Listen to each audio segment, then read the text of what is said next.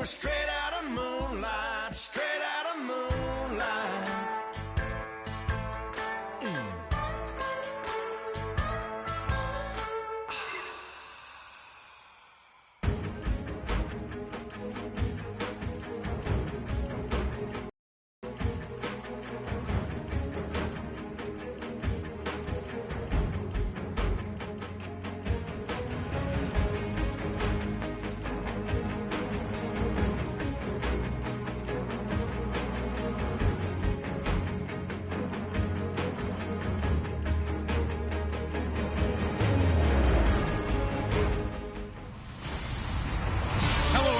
I'm Larry Ridley. You're tuned into the NFL on EA Sports. Both quarterbacks have reliable tight ends they know they'll be able to count on to make plays. It's the Texans going up against the Panthers. So with that, let's get you out to the stadium. Standing by tonight are our commentators, Brandon Godden and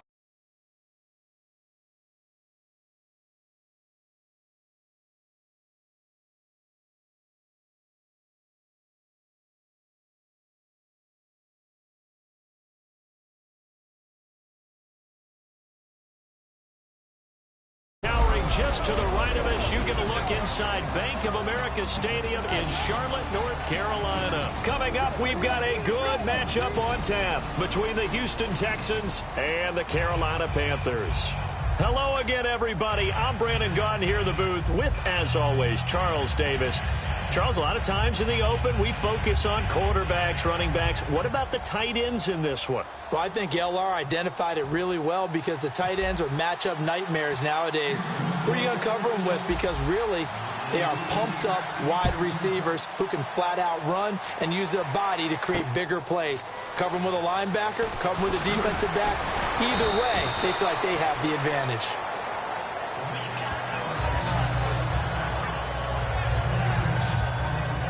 And Cam Newton brings out the 6-10 Carolina Panthers. And, boy, I know it's tough for the fans to hear that 6-10 record because they expected a lot more this year coming off the Super Bowl appearance. What questions need to be answered in the offseason? Well, I think let's start on offense and keep it there because the offensive line, both tackles, I think more help at wide receiver, at running back. And Cam Newton, they've talked about the ability of him to evolve as a quarterback. They want to kind of use the Ben Roethlisberger model, where he doesn't run as much, the ball's out of his hands quicker in the pocket, and becomes better and more proficient, more accurate with his throws downfield. They want to take some of those hits off of him and extend his career. Well, so much for setting the tone of the drive offensively. Giving up a big sack that loses that kind of yardage, not a great start.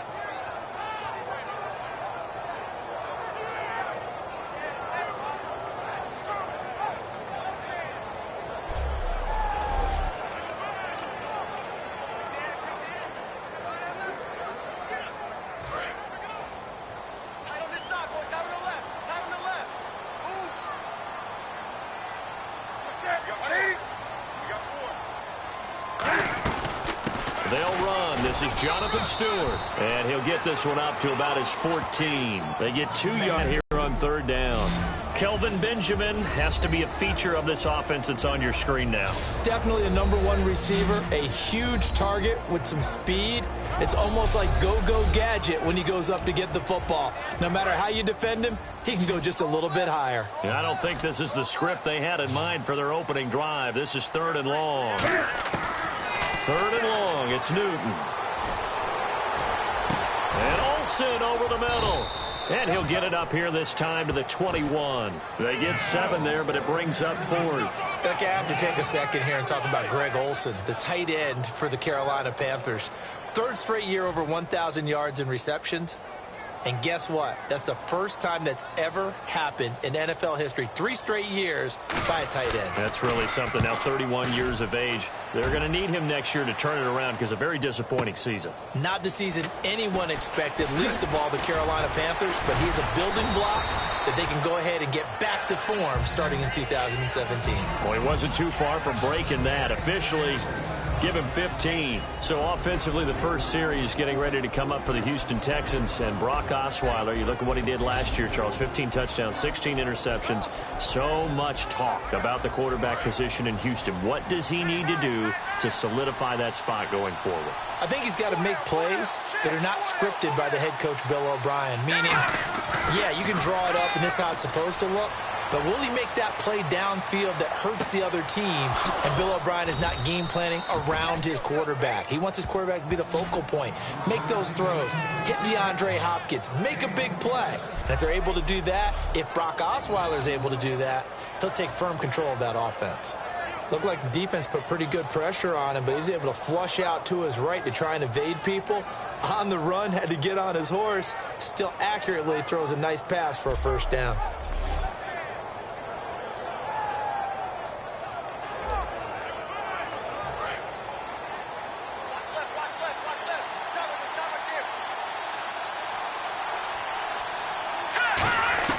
On first down, Osweiler out to his left. And to the left side, Fedorowicz has it. And inside the 20 before he's brought down. 20 yards on the pickup there. And that'll be good for a Houston first. On any given pass play, you never know exactly where your exit points are going to be. On this play, he was flushed to his left, still on the run, able to accurately throw the football for a nice first down.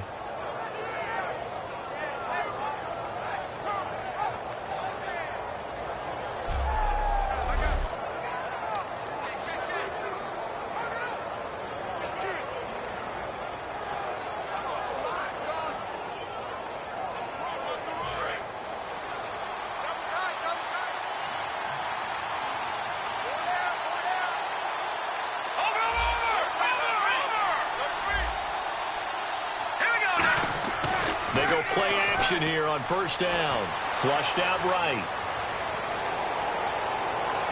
And put it on the board. It's 6, a touchdown. Brock Osweiler, an 18-yard touchdown run. And the Texans have taken the early lead. Well, the defensive coverage was good, so good he just decided to make a play of his own, and it worked out. Yeah, you often wonder if they think to themselves, was the coverage too good to allow him to run the football? But I think you'd rather take your chances with him doing exactly that, and he beat him on that play all the way to the end zone. Nick Novak on now for the extra point.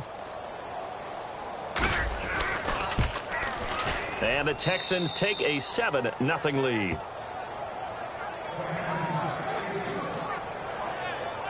Scoring summary, 3-play drive, and the result, a Houston touchdown.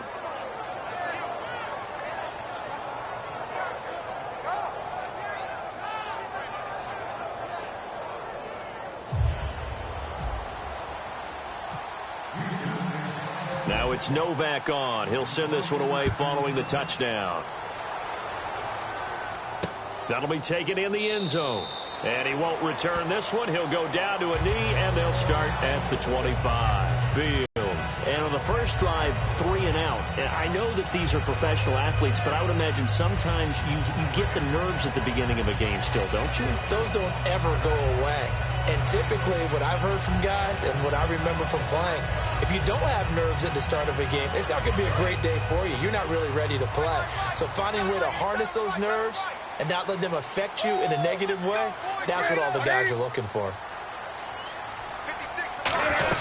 They'll start the drive with a run by Stewart. And he'll get this one up to the 26. Just a yard on the first down carry, so it's 2nd and 9. And on your screen, the defensive starters for the Houston Texans. One thing's for sure. Throughout the season, but really in the playoffs, Clowney and Merciless, boy, did they come on. You get J.J. Watt back next year, a good defense becomes even better. You're exactly right about that. This was a defense that did not get the credit it deserved all year long.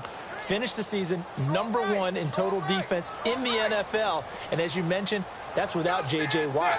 Just think, when they get him back and put everyone else to use again, look out. The Houston Texans will be stout again on the defensive side of the ball. Out to the flat. That's complete to his running back. Give him 6 on the play, and that's going to lead to a 3rd down. And at his size, he's a smaller back. You can get him the football. He can kind of get lost, make someone miss. It's good for him. Yeah, it's great for him. I like what you said there. Sometimes he gets lost in the traffic a little bit. And Stewart lost the football. It's loose. And the Texans scoop it. And the return will stop right around the 25. They may have the edge on the scoreboard, but that hasn't made them passive, has it? I mean, they dialed up a pretty good run blitz there. And Brandon, you know that all blitzes aren't just designed to get to the quarterback in the passer. Sometimes you're just trying to take away every gap, every hole that might be created in the running game, and they did it to perfection and caused a fumble there. Took away the gaps, took away the holes, took away the football. And now out comes Houston. And that recipe on their last drive that resulted in a touchdown looked pretty good, so they'll be hoping to do that once more. And it takes me back to when we sat with the offensive coordinator and the head coach. They felt pretty good about their game plan and thought there were some holes in the defense, and they exploited them the last time out. Let's see if they can come back and put together a similar drive. And we'll see if they can do just that. Sometimes it's designed, and sometimes you just have to know when to leave the pocket and move and make something happen. And on that play, he was able to get on the run and was still accurate throwing the football. And now inside the red zone, the offense will operate. Now Osweiler on first down. And incomplete. Crisis averted. Almost picked. Instead, second down. And the Buffet boys, the O-line, hopefully they're ready today. Listen, you got to feed them first. But if you do, you usually get a great product out on the field. And when they play well, the quarterback can't wait to feed them afterwards.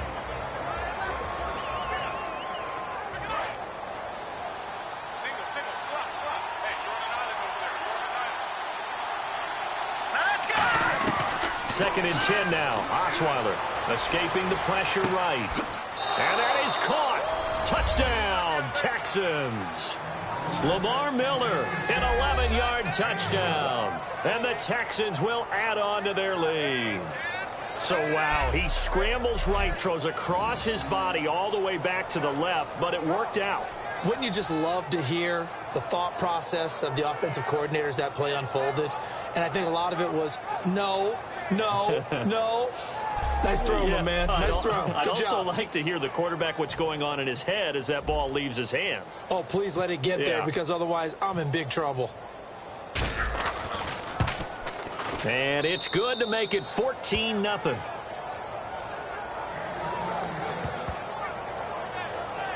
So they only needed 3 plays on that drive. And it results in the Texans finding the end zone.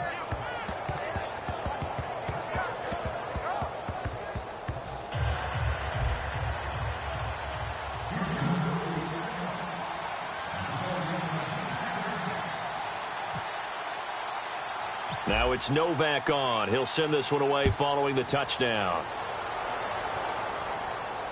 Fozzie Whitaker now on the return. And a nice return sets him up pretty good here at the 30-yard line.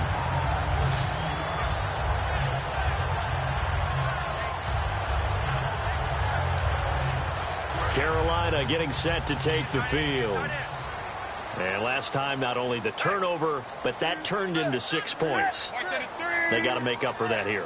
We always hear about empty possessions, but some are worse than others. You can have an empty possession, pump the ball away, get yourself set to play defense, but when you turn it over, it changes momentum, and when they take it downfield and punch it in on you, that's a bad possession all the way around. Yeah, but you're hungry to get back out there, aren't you? You better be, because otherwise, it's going to be a long day for you.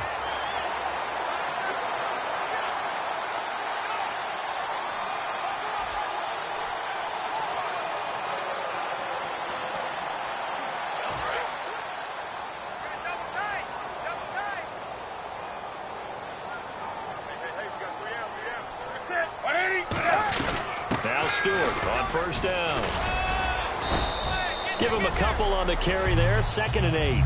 That's a good play by the guys on the defensive side of the ball. Held them to a gain of 2. And that changes the playbook a little bit now for the guy calling plays. 2nd and 8. Now he's got to probably think about going to the air instead of maybe staying with the ground game. Stewart is the lone setback. Newton now to throw. And to the tight end, Olsen, right side. And taking it across midfield and inside the 45. Coaches always harp on the quarterback reading the defense and getting it to the open man. That's good recognition there. And how about what he did after the catch? Yeah, hit your tight end and let him get some rack. Yeah, when he gets moving, not many guys want to come over and put a hit on him, do they? They'll come out in the pistol. Newton turns and hands to Stewart. Trotty cuts back left sideline. A great run that time by Stewart. 41 yards on the ground. So a big carry there, maybe trying to atone for that fumble he had earlier in this one. Yeah, I know every coach always tells you, shake it off, let it go. You know it's in your head. You want to make up for it, and he did exactly that on that play. Trying to punch it in, Stewart. And he is going to lose yardage here. That's going to go as a loss of 2, and it'll be second down. We become so accustomed to it, you sort of take it for granted. You really do, but he is so good that every team in his division, every year, is trying to make sure they draft people charged with trying to block J.J. Watt. So far, hasn't been too successful. Second and goal to go now. And the inaugural carry here for Fozzie Whitaker. They're able to get a couple here, but won't get across the plane as they stop him right around the 1. 2 straight shots on the ground. Now on third, do you go to the air? I think the possibility exists, and if you're doing it, you're probably going play action since you ran it twice. But I often think that second down is the time you go play action and throw the ball. I say commit to the run and think about it being 4-down territory. And he is going to go down back at the 11-yard line. Whitney Merciless in there to get him for a loss of 9, and that'll lead to 4th down. Whenever you see a team deciding to throw the ball on 3rd and 1, as a defensive player, my mindset is we've got them now, and that's why they dialed up the blitz and got after them. But occasionally, you want to pass it on 3rd and 1. I mean, not a lot for sure, but sometimes just to keep the defense guessing. Oh, no doubt. You want to break tendencies as you go along with a game because you don't want them to just say, oh, 3rd and 1, we know exactly what they're going to do. But in this situation, as an offensive lineman, as a running back, I'd want to know why I didn't get the football.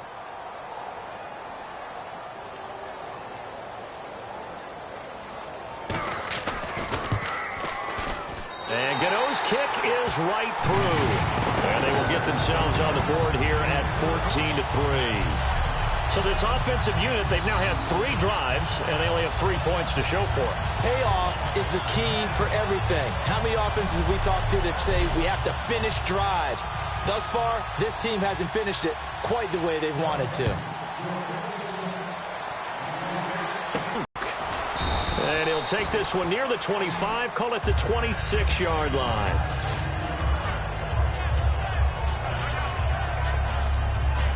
Out comes the Houston offense as they get set to take over here. And they will simply, Charles, be looking to duplicate what they did last drive when they were able to push it in for 6. And they hope it'll be that easy, right? To be able to take exactly what happened before, replicate it. They may have to make a few additional changes along the way because I'm sure the defense will make some adjustments, but they've got to have great confidence having scored the last time out. And there, the man coverage not good enough, partner, and they're able to complete the pass. Excellent recognition of the man coverage, and they found the guy who could win downfield.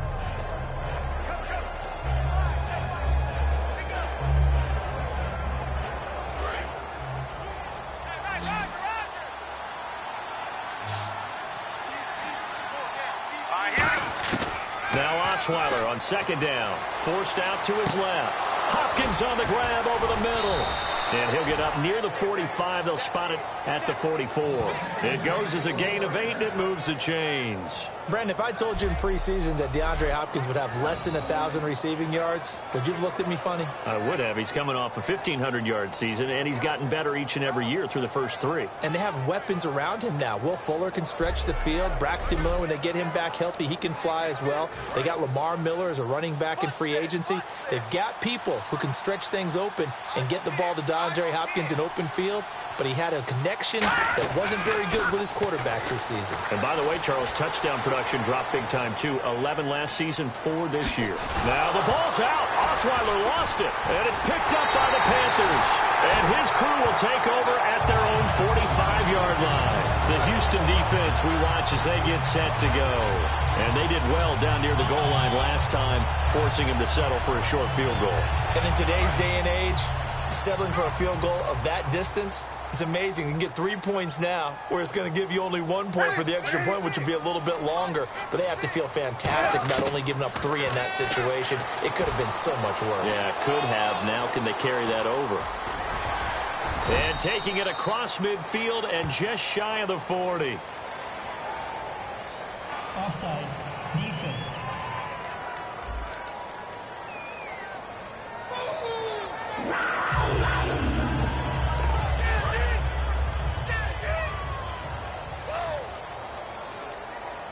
Again, we'll see the pistol here. Following the penalty, here's Stewart. And he is going to lose yardage here. A loss of a full 3 yards, and now it's second down. No surprise there, Jadeveon Clowney with a tackle for loss.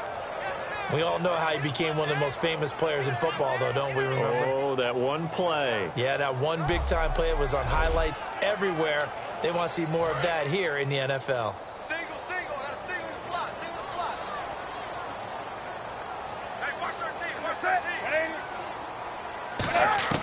On second down, here's Newton.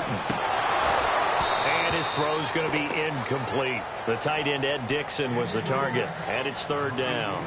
Oh, man, for him to be that wide open and drop it, sometimes you have just too much time on your hands, right? You end up thinking way too much, and your hands get shaky. And, yes, he's a tight end, but that's a catch he should have made.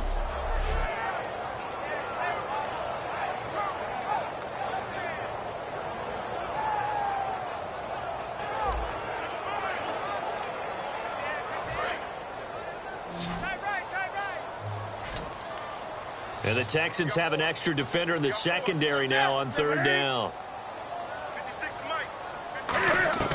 Third and long, it's Newton. And that is incomplete.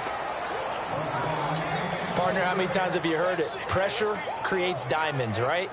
But it also bursts pipes. And on that one, that's what they got. They got after him, and he was fortunate just to get rid of it. Yeah, he just had to chuck it away.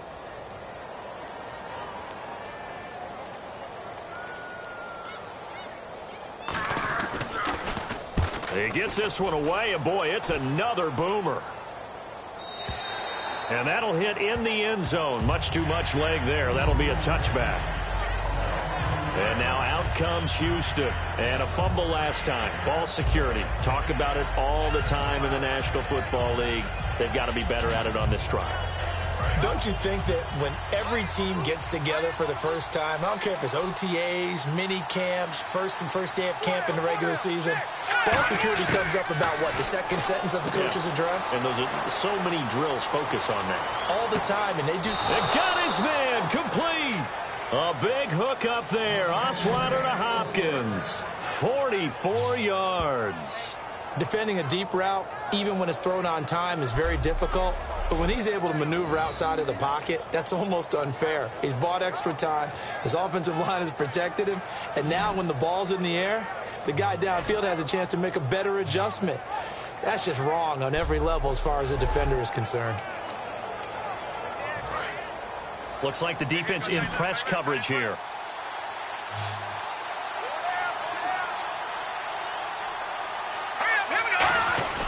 Now a play fake here on first down. Sliding out of the pocket. Underneath for Miller. Wow, evasive.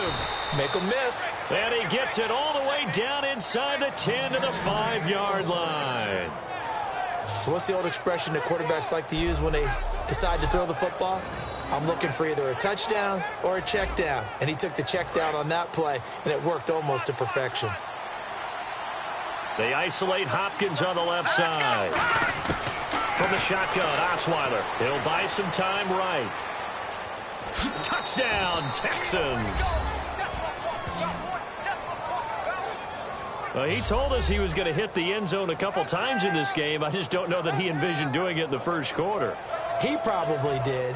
I'm not sure we did, yeah. right? Because all the great ones, that's what they do. They dream about it, right? They think about it. They envision it. They think it's going to happen and almost will themselves into it. I just look at what he's done so far and just wonder what's left to come. Let's sit back and enjoy this one. So the drive there, they went 80 yards in 3 plays. And the result, a Houston touchdown.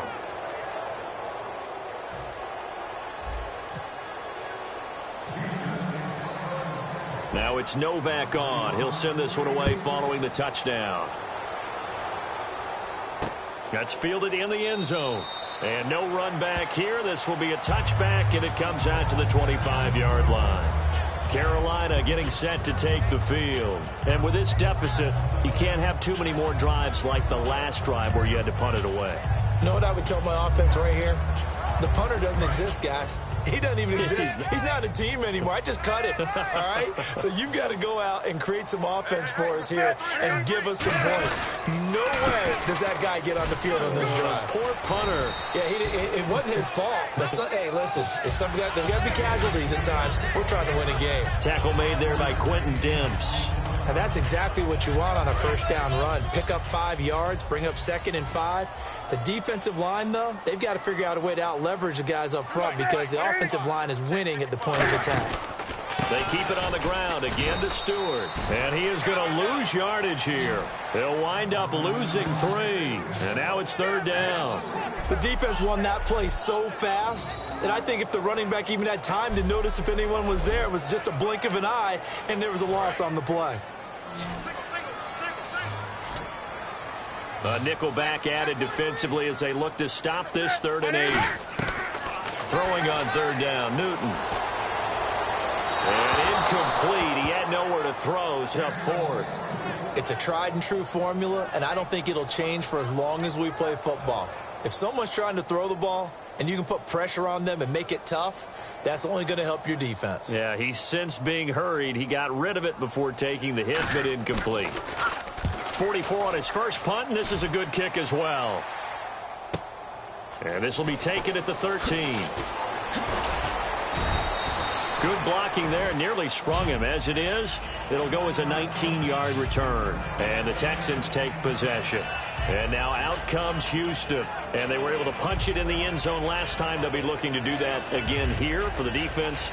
Obviously, they'll be looking to stop them from punching it back in the end zone. It always is punch, counter punch, isn't it? And which team has the advantage? Well, let's just go back. Last time on offense, they rolled downfield, got into a good rhythm. You can see a little more bounce in and out of the huddle. You can see the sideline really get into the game.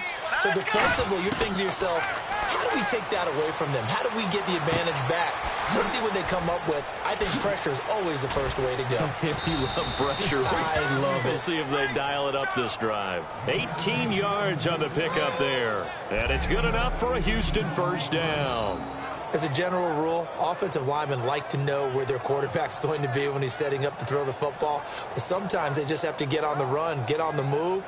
He was able to do that on that play and picks up a first down with a nice throw.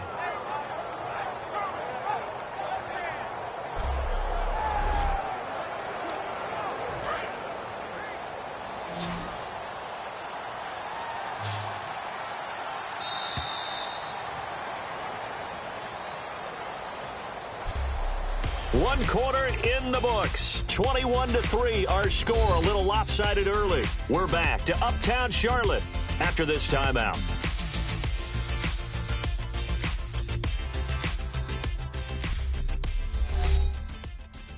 This presentation of the NFL on EA Sports is brought to you by Snickers. You're off your game when you're hungry. Snickers satisfies. With Charles Davis, I'm Brandon Gaudin, and it's Texans football as we get going in quarter number 2, and they've got it here with a first down. Miller, the lone setback. From midfield now, here's Osweiler, eluding the pressure right. Wide open receiver complete. And he gets this one all the way down inside the 15, just shy of the 10. They get 39 yards out of that one. And that'll be good for a Houston first. There will always be a place for methodically marching the ball downfield.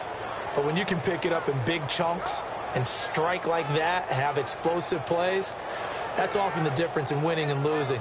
Those types of plays that can knock a defense off balance, that'll drive a team towards a victory.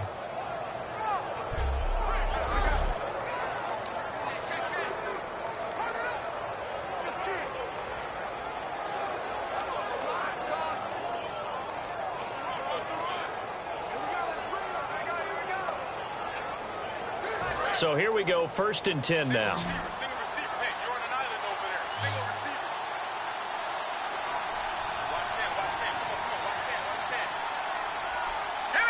Time running out here on the play clock. Osweiler flush to his right. And he'll be brought down right on the edge of the goal line at about the 1-yard line. Give him 10 yards on the pickup, and that'll make it 2nd and a foot or so. Well, he did a nice job keeping his eyes downfield, waiting for someone to get open. But once the pressure forced his eyes down to see the rush, it was time to make a break for it.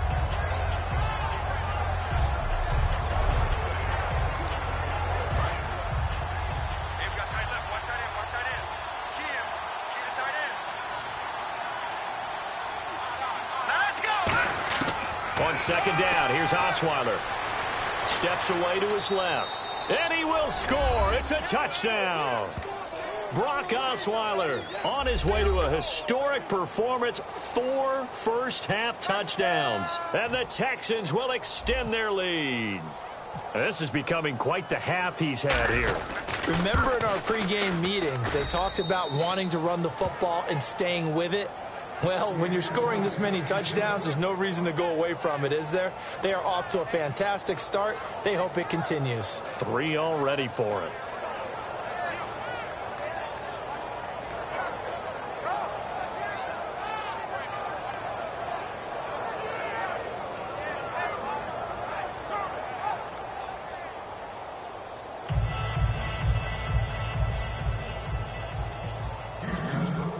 Now it's Novak on. He'll send this one away following the touchdown. That'll be taken in the end zone. And he'll elect not to return this one, so they'll bring it out to the 25 on the touchback.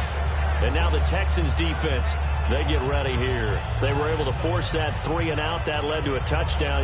Defenses obviously love 3 and outs. They want more of that. They created a very short and not too sweet stint for the offense by getting them off the field that fast, but it set up their own offense, gave them a little spark, and they took it downfield and scored. Now the question, can they do it again? Let's see. They start on the ground. This is Stewart on first. And he will lose yardage here back at the 23-yard line. It's a loss of 2 there, bringing up 2nd down. With the struggles we're seeing up front for the offense today, they've got to think about changing up their play calling. Some screens, some draws, some quick-hitting plays in order to try and supplement the run game. You don't totally abandon it, but you try and give it a little bit of help. And they're behind the sticks here a bit now, dealing with a 2nd and 12.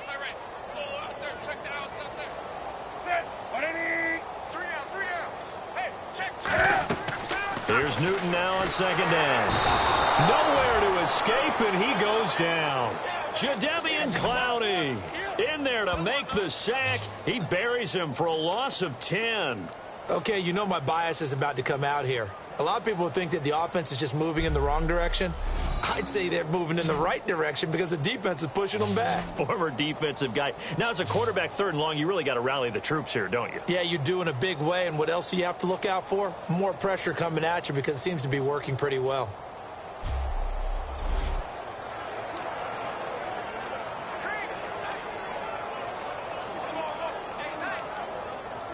So a big sack on 2nd down. Now let's see what the offense has in store for 3rd. From the gun on 3rd down, Newton. And it's hauled in by Ed Dixon. An incredible play there. They do get big yardage, but they're still stopped a yard or 2 short, and it's 4th down. Boy, they had a lot of real estate to make up there, but what a big-time play for them. Nice completion, excellent gain. Now they're in 4th and manageable. Just a little short, though, with that marker.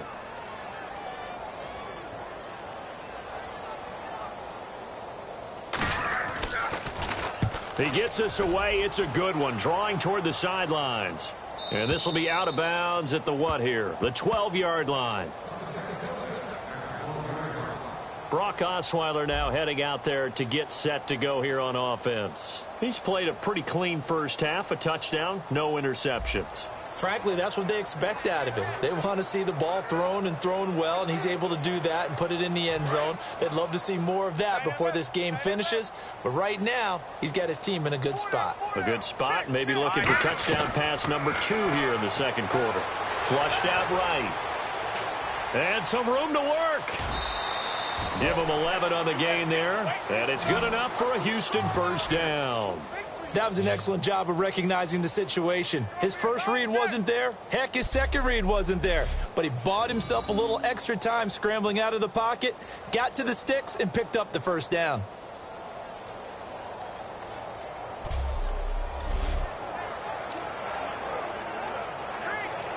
So the offense has it 1st and 10.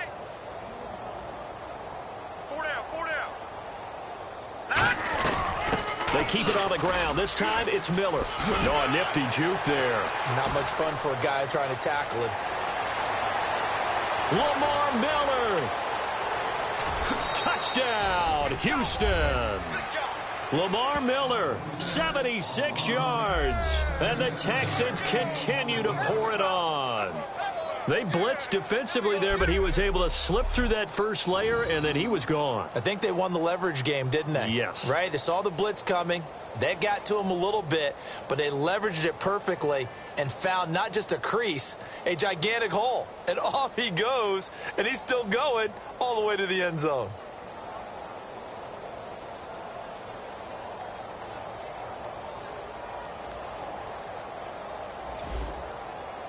Novak to tack on the extra point.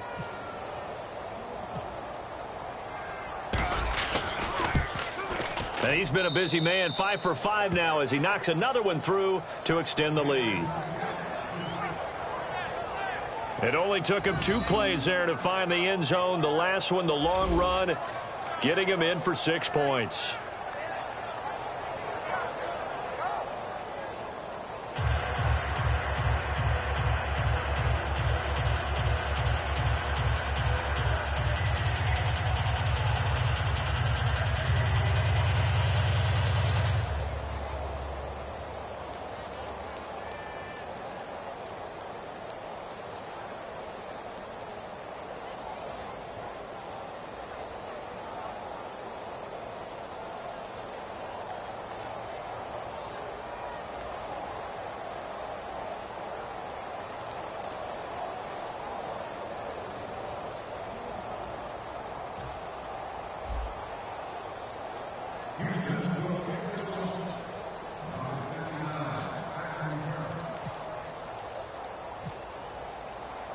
Now it's Novak on. He'll send this one away following the touchdown. That's fielded in the end zone. And he'll elect not to return this one, so they'll bring it out to the 25 on the touchback. The Texans defense heading back out now, ready to get their cracks again. They were able to force the 3-and-out last time, led to the punt, and then led to a touchdown for their crew. So they'll be looking for a little bit more of that, Charles. Well, I think that they created the spark with the 3-and-out. Gave a little momentum to their offense. Who said, all right, appreciate it, guys. And they took the ball downfield and stuck it in the end zone. And that defense wasn't out there long. They'll be trying to keep it short here. Newton gives off to Stewart. Shrugs the tackle. Nice. And the cutback to the sideline. And he's taken down, but not before he gets this into enemy territory across the 40. And that's why defense coordinators always preach 11 guys to the ball. Because sometimes you have a missed tackle, but if you have a swarm of guys around, less room for them to roam even after the first missed tackle. In this case, tackle was missed, plenty of open field to get after that. So they pick up the first down after the run, and now they approach for the fresh set. Stewart is the lone setback. And they'll give it to him here. And he was able to shed the tackle, but the reserves come in for the stop. 5 yards on the carry. Good pickup on first down. You know what really fires up offensive linemen? When the guy that is carrying the ball behind them can create his own space and break a tackle along the way.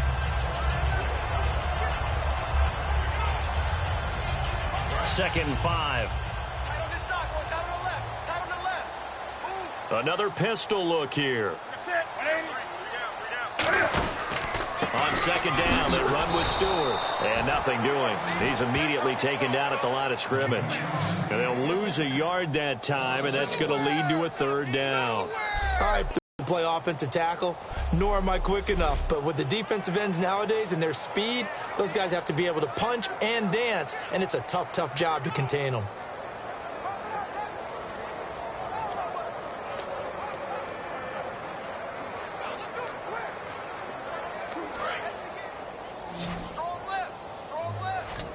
Third and 5, so they bring in an extra defensive back. An expecting pass. Out of the gun, Newton gets it to Benjamin. It's caught. And he'll have the first down, getting this one to the 14-yard line. A good pick up there of 20 yards. I don't care how many times we see it. I still get a kick out of watching quarterbacks and receivers do the pass tree in pregame warm-up. But I always remember that when we go to practices, we see that after practices as well. They really tune it up, don't they? They tune it up. They know why they do it for these situations. First down. And they build that trust, and that's why they're able to find him in this type of a situation. So after that big play, let's see if they can catch their defense maybe on their heels. They come out here in the eye.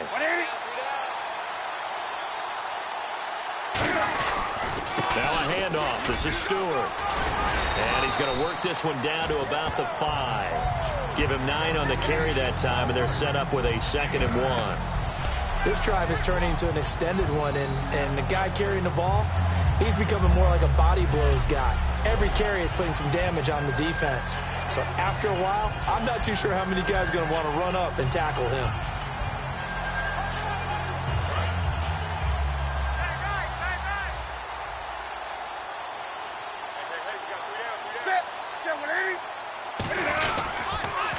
This is Stewart again. And he goes backwards on this one, losing yardage to the 7. So he loses 3 yards there. Now third down. And here comes play number 6 on this drive. An extra defensive back in the game now here for 3rd and 4. Brandon, that play ended so fast, it's almost as if the quarterback handed it to the runner and the tackler was there right away for a loss of yardage. And probably the wise decision there. No one open. He just throws it away. And that keeps the field goal on the table as it's 4th down. I'm not sure we could spot any tendency here on this 3rd down. They could have run it or passed it. Either one was available. They chose to try and get it through the air, but they were unsuccessful.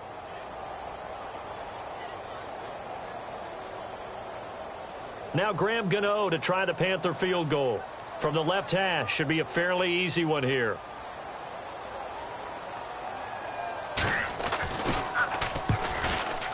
And Gano's kick is right through.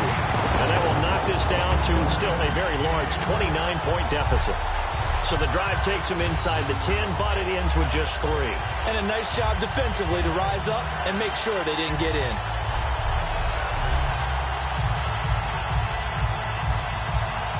After knocking through the field goal, here's Gano back out there now for the kickoff. This is fielded at the goal line.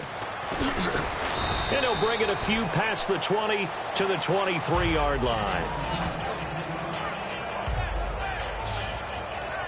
Here's Brock Osweiler and the Texan offense getting set to go. He's got to be feeling pretty good, playing well. Team has the lead, so just looking to mount a drive here that ends in the end zone. And all quarterbacks will tell you, hey, we love a running game, helps us out. But at the end of the day, they want to rely on their arm. Throw the football, feel good about things, keep things moving in the right direction. Right now, that's exactly what we're seeing.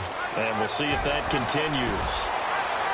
And they're able to get this one across the 35. And speaking of Lamar Miller, up over 1,000 yards this season for the Houston Texans, 5 touchdowns as well.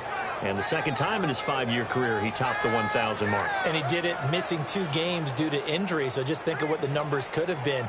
But looking forward, he is such a versatile player. I would not be surprised if Bill O'Brien adds a little more to his plate in 2017 and throws the ball a little bit more to him out of the backfield. Get him into space and let him create bigger plays that way as well. Watch left, watch left. Tight end to the left, tight end left. They go play action here on first down. Rolling to his right. Now he's going to throw deep. It's caught at the 10. And he's finally out of bounds, but he's taken it all the way down to the 8. A great job pulling that one in from a guy, as we know, who can really blaze. He's got a lot of speed. And that speed can work for him so many different ways. Sometimes he just takes off and goes and just runs past people. Sometimes you get people to back off so far that you can catch everything underneath. But still, at some point in the game, you probably have to make some contested catches, right? Sometimes you have to go up and beat a defender for the football. He has that in his arsenal as well. Showed it right there. And the next snap coming inside the red zone here. Everyone's got four down. They'll try and run for it with Miller. And they'll get him down here at about the 5-yard line. Give him 3 on the gain there. 2nd and goal. That didn't just feel like good defense there. That felt like pride, didn't it? He's already gotten into the end zone twice, trying to get there for a 3rd time. No one likes to have the hat trick against them.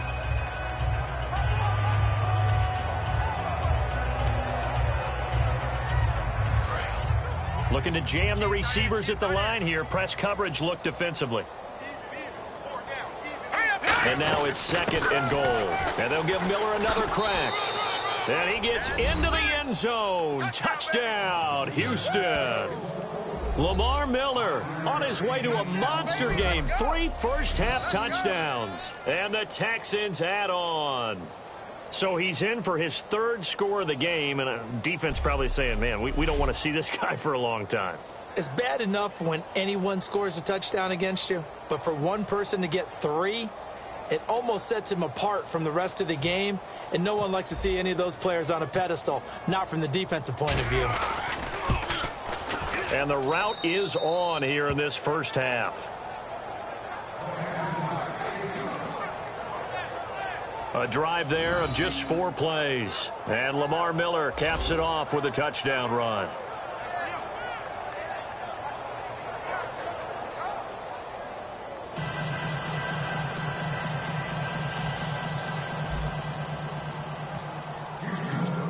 Now it's Novak on. He'll send this one away following the touchdown. That'll be taken in the end zone. And he'll elect not to return this one, so they'll bring it out to the 25 on the touchback. Carolina getting set to take the field. And last time they got 3 points, but it was a chip shot field goal. And when you go to the sideline after a chip shot field goal, maybe the offense not too happy.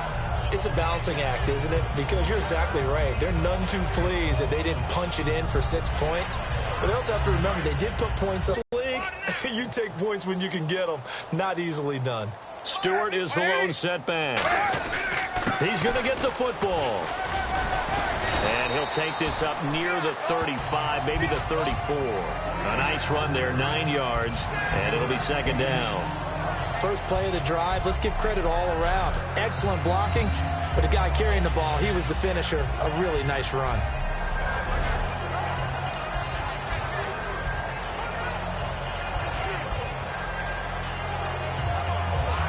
And after the play on the ground, that brings up 2nd down here.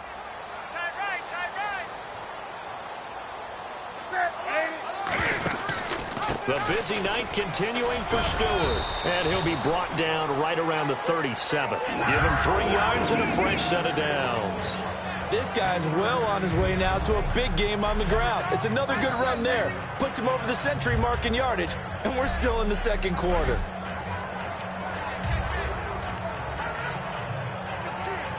And a new set of downs here after picking up the first on the ground. 3 down. Set. 180. 55 is mine, guys. 55.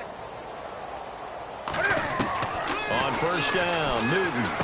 Benjamin with it over the middle. And he gets this one to midfield before he's brought down. Really nice pickup of 14 yards, and it moves the sticks. Kelvin Benjamin bounced back from an ACL injury in 2015 to really good health in 2016 and had a 100-plus yard game early in the season, so it looked like he was all the way back. But Brandon, the rest of the year, never broke 100 yards again. That is hard to believe. He had a stretch late in the season. He went 18 yards, 11 yards, 20 yards. That's just not what you expect from him and the Panthers. Not at all. I don't think it's all his fault, but they're going to be looking for another breakout season from him next year. 4 down. Let's go. Let's go. 180. From the 50, Newton. It's complete to Brown, right side. Only 3 yards on the catch. It's third down. He decided to run a hitch route. It really helps to have a guy who can turn it loose. And, boy, he rifled one in there on that one. Not much run after catch, but it worked really well.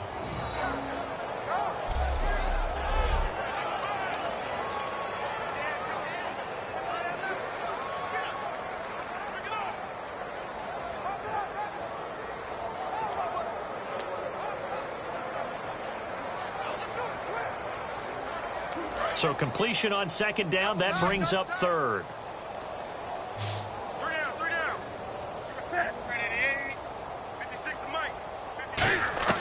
Throwing on third down, Newton. Caught on the left side by Benjamin.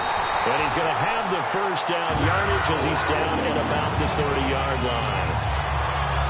That's a pretty good throw on the curl route there. Third down, and they pick up a first. Defense should be aware for that, right? They should be aware, but it's so hard sometimes. Yeah, it's not easy. Because when they sell that route really well, you think they're going upfield, and they curl back, show their numbers to the quarterback, and complete the play. 2 yards on the pickup there. It'll be 2nd and 8. Well, that's not a run that's going to make any of the highlight tapes, but they've been moving it well all game on the ground. This is another one that keeps them moving forward. Offense walks to the line for play number 7 of the drive. Stewart is the lone setback. He'll get the football here. And he went backwards. He'll be down at the 30. It's a loss of 2, now third down. I got him.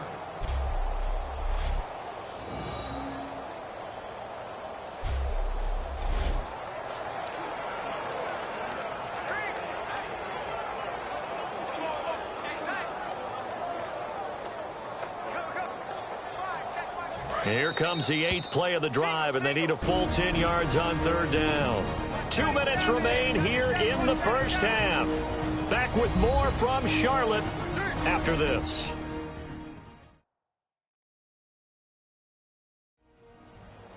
We remind you that coming up at halftime, Larry Ridley will have the highlights and analysis of this first half from our studios in Orlando. And I have a feeling those highlights will be pretty one-sided, too. I think you're right, partner. Here comes the 8th play of the drive, and they need a full 10 yards on third down.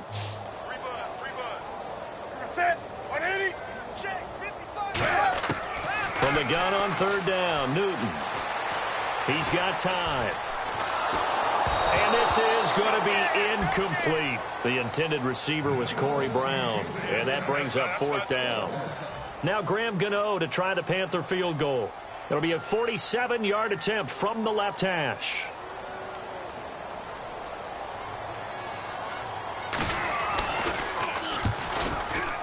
And Gano's kick is right through. But there is a penalty marker down. They might be forced to try this one again. Personal flag. Roughing the kicker. Defense. And this is going to be roughing. First down.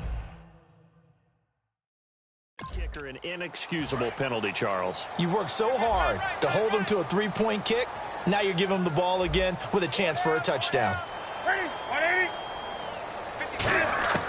From the red zone now, Newton. And that's incomplete. We know it's not an easy job to go out and catch passes when people are trying to tackle you and knock the ball away. But the bottom line is, that's a pass he's got to have and a pass he should have caught.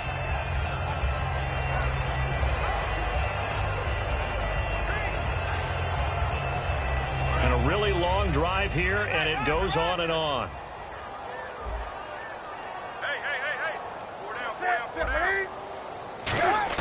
Back to the air, Newton on second down.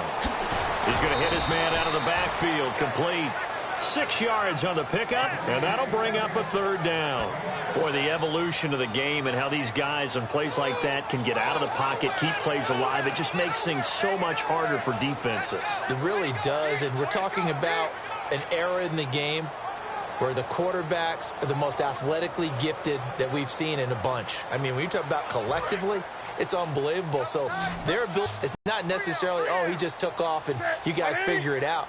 When he takes off, everyone knows where to go now. They know how to run routes, change things, make themselves presentable for the quarterback. It's a lot of time that they put in on it. It's not just your static 1, 2, 3. This is where the ball goes anymore. And I think the end result, knocking the ball away, was a product of understanding where they were on the field.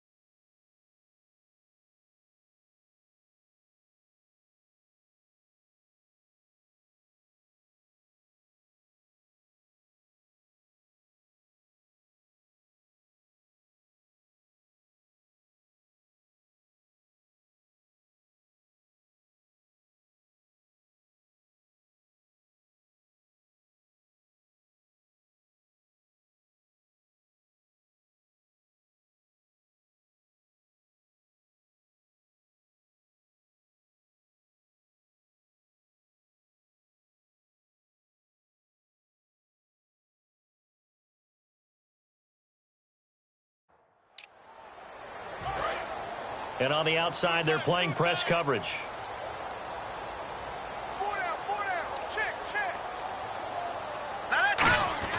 Now Osweiler down around his goal line. Fuller brings it in over the middle. And able to get this one out just shy of the 25 at the 24. It's a gain of 20 that time. And it'll give the Texans a first down.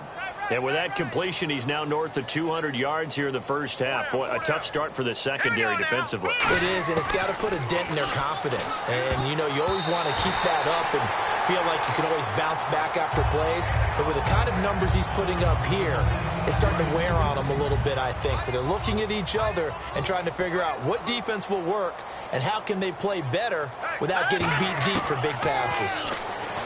Here's Osweiler to throw. They'll roll him out right. And that one is incomplete. He just dropped it. But they're up big on the scoreboard, so maybe he can chuckle about later.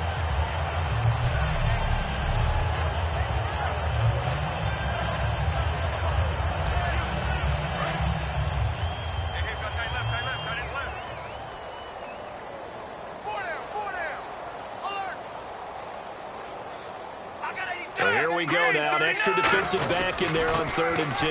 With a carry, it's Grimes. And he'll take this one up close to the 25-yard line. Just a 1-yard pickup there, and it'll be 4th down.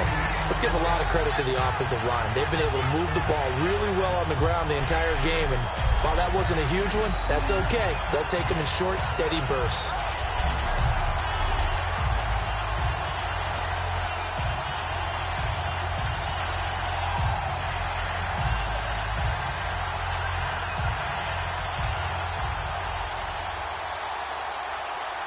On 4th down, the Texans will turn it over to the active leader in punting yards, and that's Shane Lechler.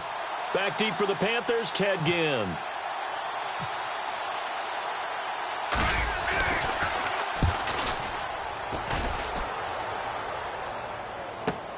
Here's Ginn. So we've reached halftime here in what is quickly turning into quite a rout, as we'll send you down the coast to Orlando, where we check in with our friend Larry Ridley and the EA Sports Halftime Report. Larry? Thanks, Brandon, and welcome to the EA Halftime Report. I'm Larry Ridley.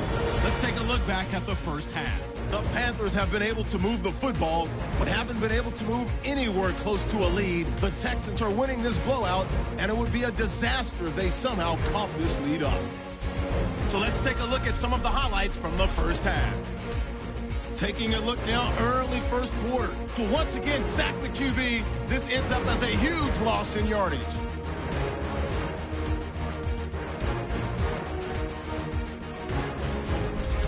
First and 10, Osweiler's looking for room to run, and this two-play drive goes for a touchdown. Texans take the early lead. Offense on the field now after the fumble. Miller's got the catch here on the quick pass, and this two-play drive goes for a TD. That puts them on top by 14. Texans with the ball early in the second. Miller's got it on the run, and this long run goes for a touchdown as they continue to dominate. All right, Larry, indeed a one-sided affair to this point as we get set for half two. Both teams appear ready for the fight ahead, and we resume action here in quarter number 3. This is fielded at the goal line. Oh, nice move.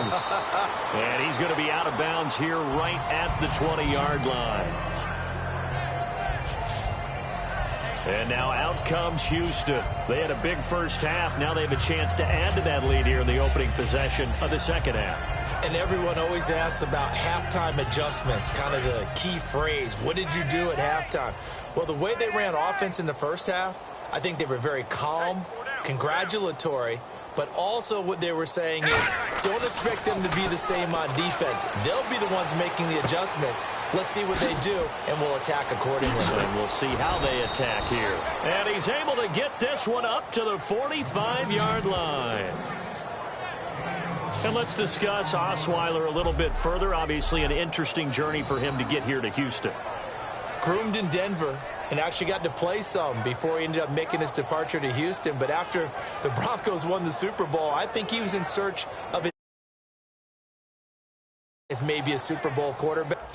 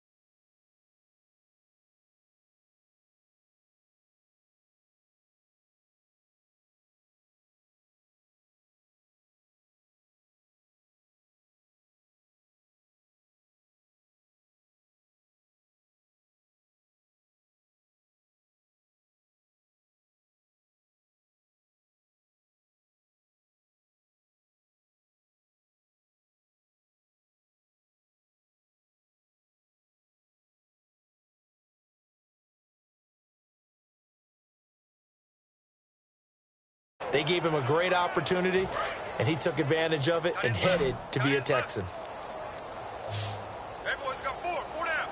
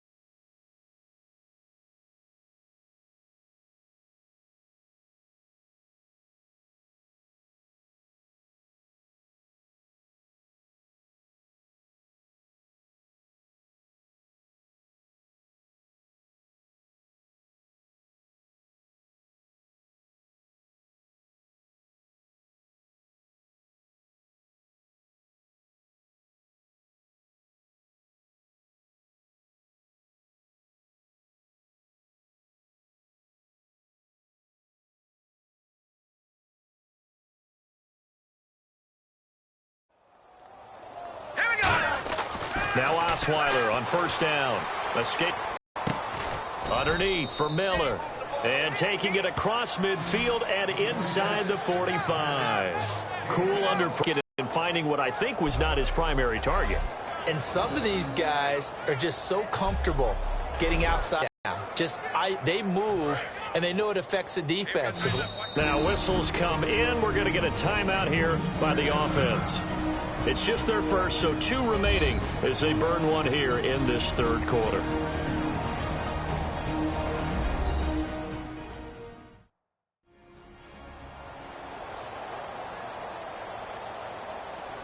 And welcome back, the offensive unit. They took the timeout, and now they get set to line up as we resume action.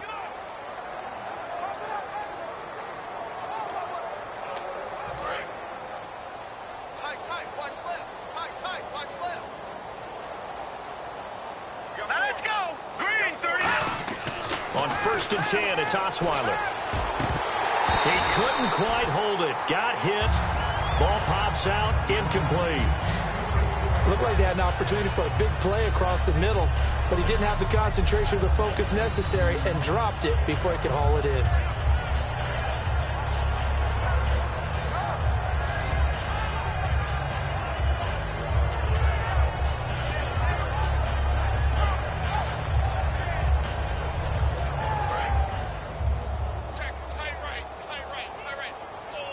They isolate Hopkins on the left side. Second and 10 now. Osweiler eluding the pressure right. Right side caught Fedorowicz. 12 yards there as they move the chains. I think I recognize the error there. Zone defense, and you got everything in front of you. But when the quarterback breaks out of the pocket, sometimes that discipline breaks down and guys get out of their spots. Quarterback's able to find his open receiver there for a first down.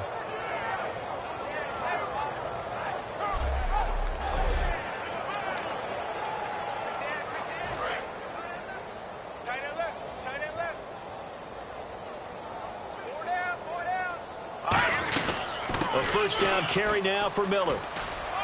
Whoosh.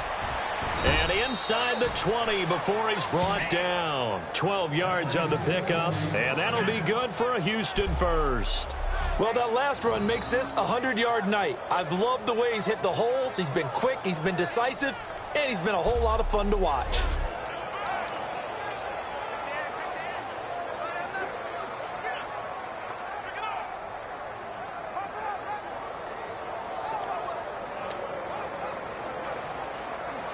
So the run moves the chains, and here we go on first down. Hey. Now let's go. Green 30. They'll run it again with Miller. And give him 4 yards there. It'll be second and 6. Not a run that you're going to write home about, but still a good first down run. That's what an offense calls staying on schedule. 3 to 4 yards on first down. You're set up very well for the rest of the drive.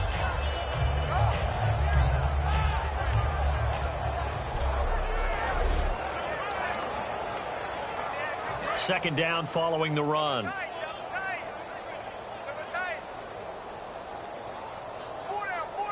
right, here we go. Blue 90. Blue 90. 5'9". I can't believe they let you play. The play clock's running down. And they're not going to get this one off it.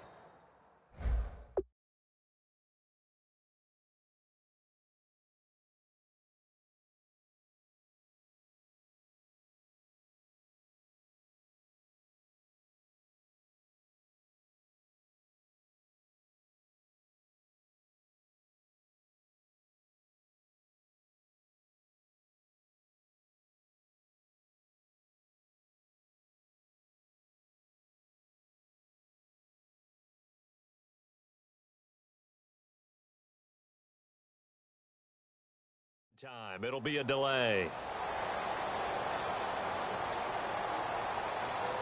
Delay of game, offense.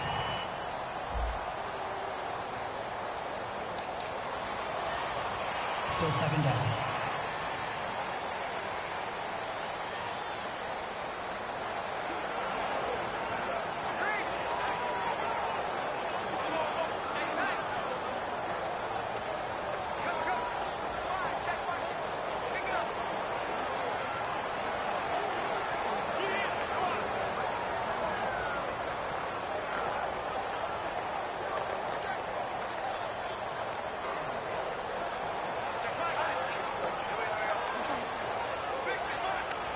Play clock winding down. And some real confusion here. They won't even get to the line. Delay of game, offense.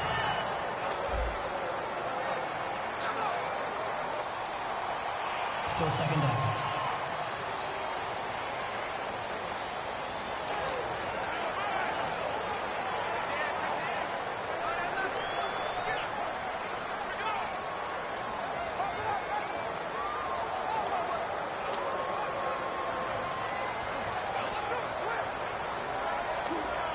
And here comes play number 6 on this drive.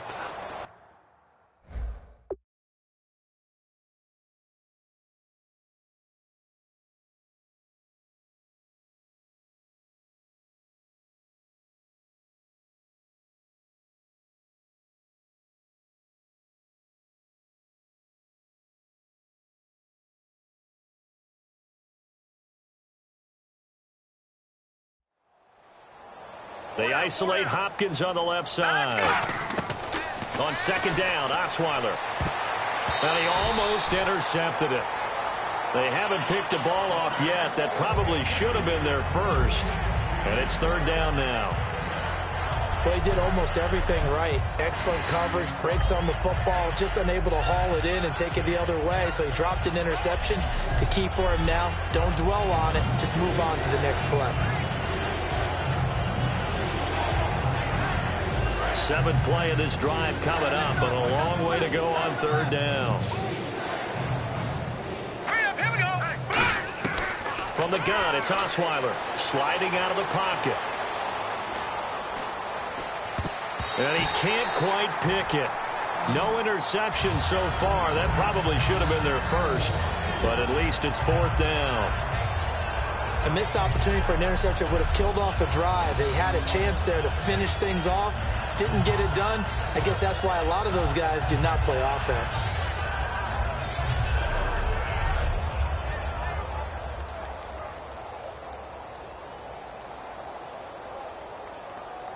On is Nick Novak now for the Texans field goal. This from 42 yards out.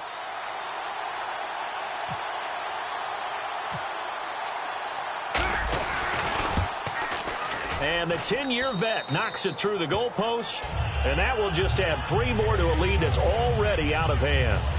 So the scoring drive encompasses 9 plays, but the net gain, 3 points. And you're going to have drives like that in this league. Sometimes you just got to take the 3 and move on. Always better than nothing.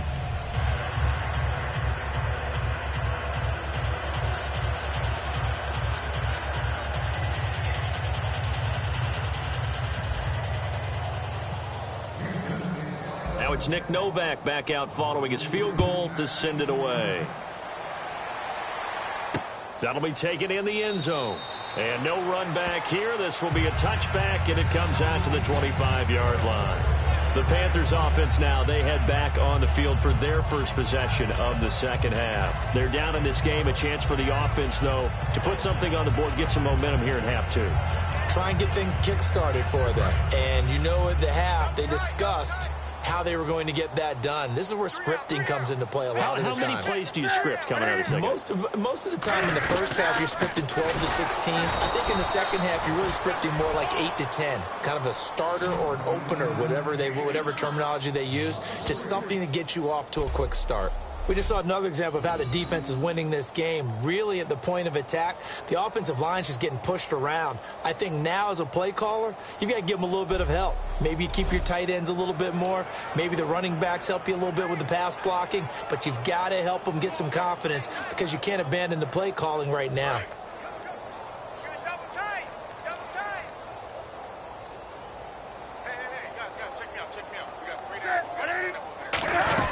They'll run it now out of the gun. And he got blown up on that play. Back at the 20. He lost 2 there, and it's third down. When you're putting together a formula for winning defense, it's exactly what we're seeing in this game. Controlling the line of scrimmage, attacking, and changing everything so that now they're playing in the offense's backfield. They're playing an excellent game. And on 3rd and 15, we see the dime look, 6 DBs on the field. Playing pass all the way. Newton now to throw. And this one is incomplete. Greg Olsen was the intended target, and it's 4th down. Well, no second guessing the call here. It was 3rd and long, so throwing the football was probably the smart play to try and pick it up. But they don't get it, and now the defense goes off the field feeling pretty good about themselves, gaining some momentum as they force them into a likely punting situation. And he deserves a bronze leg as he gets this one away. This is taken at the 18. A terrific return there. 27 yards all told. And possession will switch hands, 1st and 10.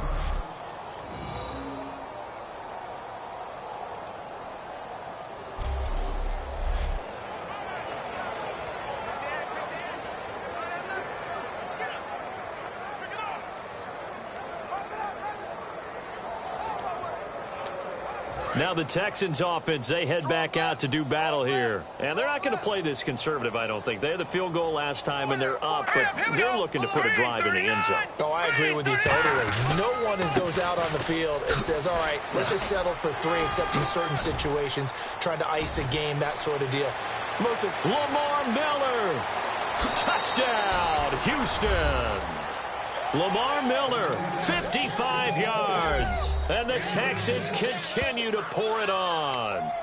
And let's not forget he had the receiving touchdown earlier. Now a trio of rushing touchdowns. Quite a performance. Diversification. That's all you can talk about. His ability to do everything leaves him on the field on every down on offense because you can hand it to him, as we've seen. Would you say 3 rushing touchdowns? And, of course, throw it to him where he's caught 1 as well. And the lead grows even larger here in the 3rd quarter. So they hit pay dirt on just 1 play. The long run, the scamper, and a very nice scamper into the end zone for the touchdown.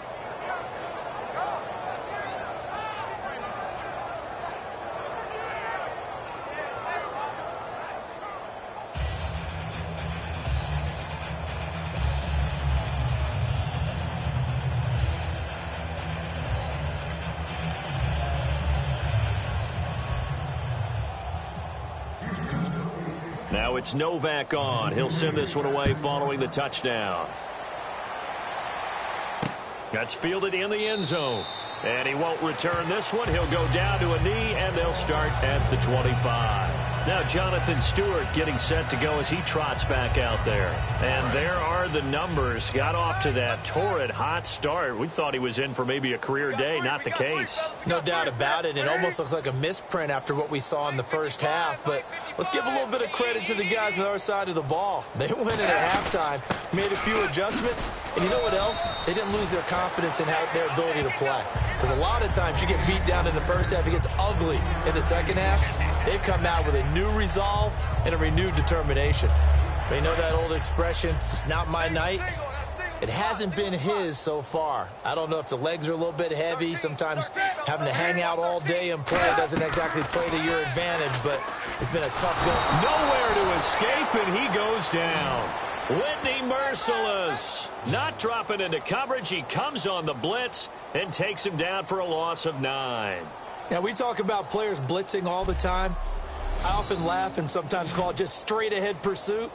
What a running start right back to the backfield for him. Yeah, it really didn't give anybody a chance to get up there and stop him. No, I mean, that's really, really difficult. You're asking a whole lot anyway, but when he gets that kind of a start and comes through clean, oftentimes the advantage definitely goes to the defensive player.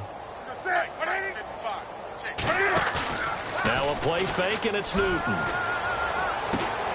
A battle for it, and it's intercepted. A great read, and it's picked off. And they take over. They'll set up shop at the 46-yard line.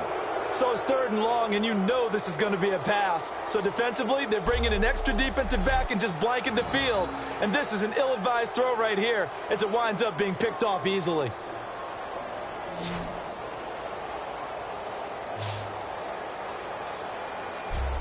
We get a look at the Panthers defense now. And maybe for them at this stage, it's sort of put up or shut up time. They need to stop trailing here. Oh, I'm with you totally on that one. They've got to go out there now and put an end to what's been going on in this ball game where they've just given up points, gotten pushed around, so to speak, during this contest. They've got to find a way to end it right here, right now. Can they end it? Let's find out.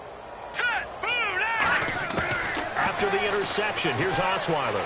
Flush to his right. Now he'll let it go deep. Got a man open. It's Fuller for the Texans touchdown. Will Fuller, 46 yards. And the Texans turn that interception into a touchdown. Well, what a quick turnaround there. They get the football. Next play, boom, touchdown. I've been in a situation before where a turnover occurs, and if you're over on the bench with your defensive mate and you talk about what to do on your next series, and all of a sudden you hear sudden change, you've got to get out on the field and defend right away. Not everyone is mentally prepared to go. Is that what is yelled on the sidelines a lot of times? That, among other things. Maybe some words we can't share here. Yeah, we'll just keep this one PG. FCC violation. No doubt. Oh, they get to the football. It's blocked. Now it's Scoop taking it right down Broadway. The 40, the 30. And they bring this all the way back the other way for 2 points.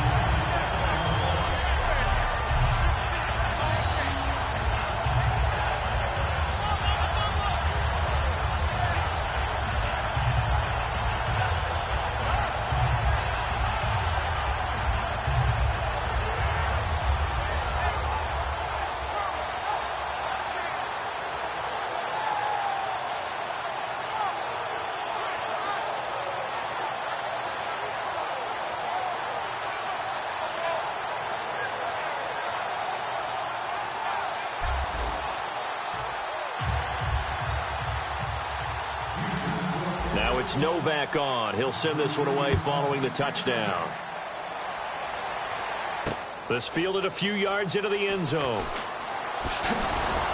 And a pretty good return here. He'll be stopped just shy of the 25 at the 24-yard line.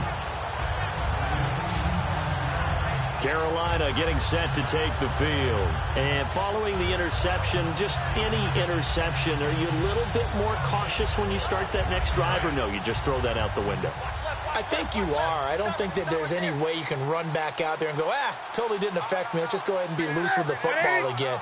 You're going to take care of it, but you have to be careful about being too cautious because now you can't run any offense at all. Still want to attack. We'll see how they attack him here. The loss of a full 3 yards, and now it's 2nd down. Brad, wasn't that long ago that the guy playing that spot was an outside linebacker type of a guy. Now, as a defensive end, how about the speed that he used to get into the backfield and make the play? They run here with Stewart, and he will lose yardage on the play, back at his own 19-yard line. It'll be a loss of a yard, and it's going to be third down and a ways to go here, 3rd and 14. 2 plays in a row, the defense won, stacking up the running game. They've got to feel good about themselves, but something has to be in the back of their minds. Are we being set up for something big? They've got to be careful.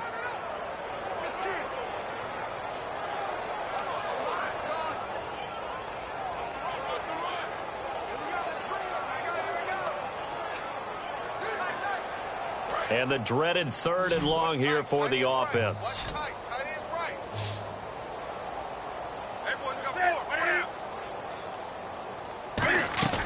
Play action. It's Newton. Nowhere to escape, and he goes down. J.J. Watt in there to drop him for his 2nd sack now here tonight. That's his 2nd sack of the game. And the best defensive ends, they do their homework as much as offensive guys do. They know how to beat the offensive lineman across from them, what moves they need to do to set them up. This guy's been pretty good at it all game long.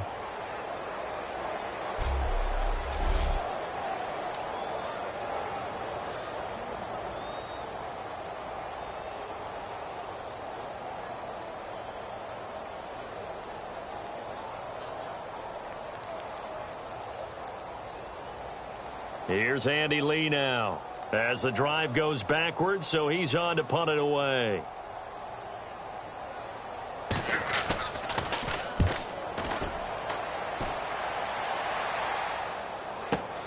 It's taken to the 26. Oh, the hurdle! A good return there, 17 yards. And out will come the offense as they take over. And now out comes Houston.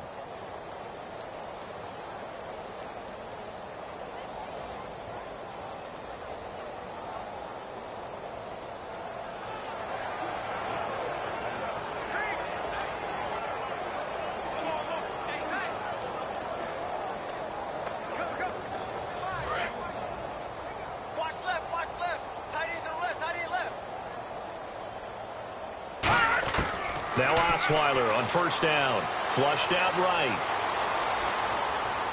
Now he'll let it go deep. It's caught inside the 25. That one goes for 36 yards. I think by now it's been demonstrated quite well in the NFL that mobility is an attribute. But when you couple it with accuracy, you've really got something going. Able to get outside the pocket and complete the pass.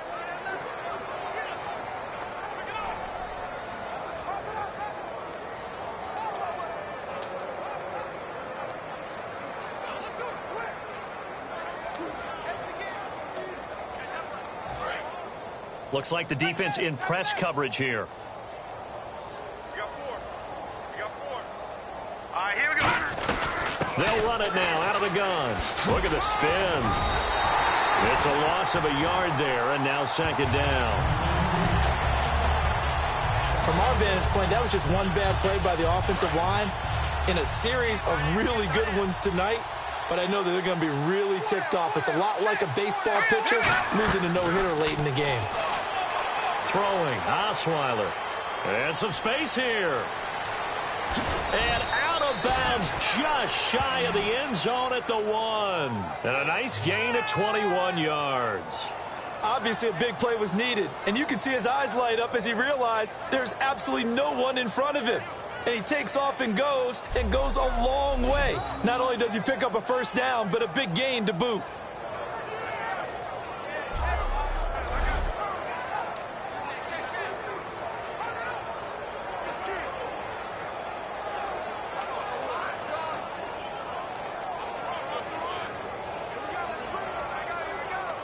So after that big gain, let's see what else the offense has up its sleeve.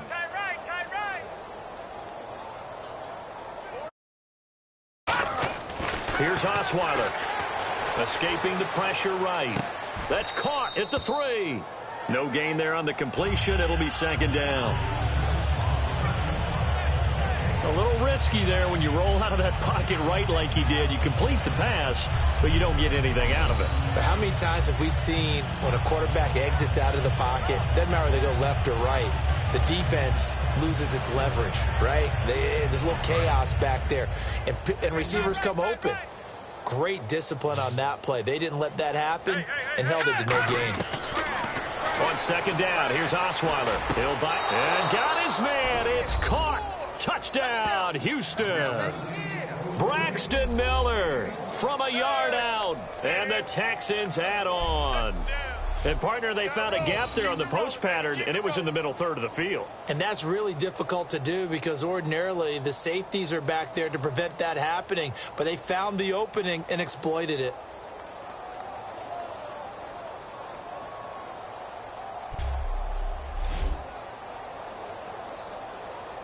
Novak is on to attempt the extra point.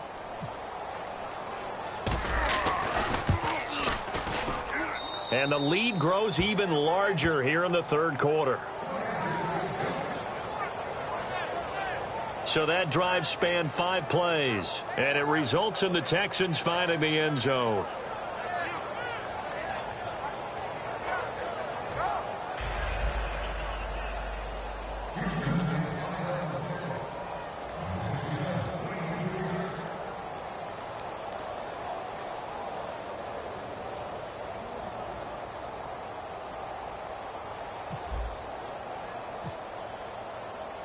Now it's Novak on. He'll send this one away following the touchdown. That'll be taken in the end zone.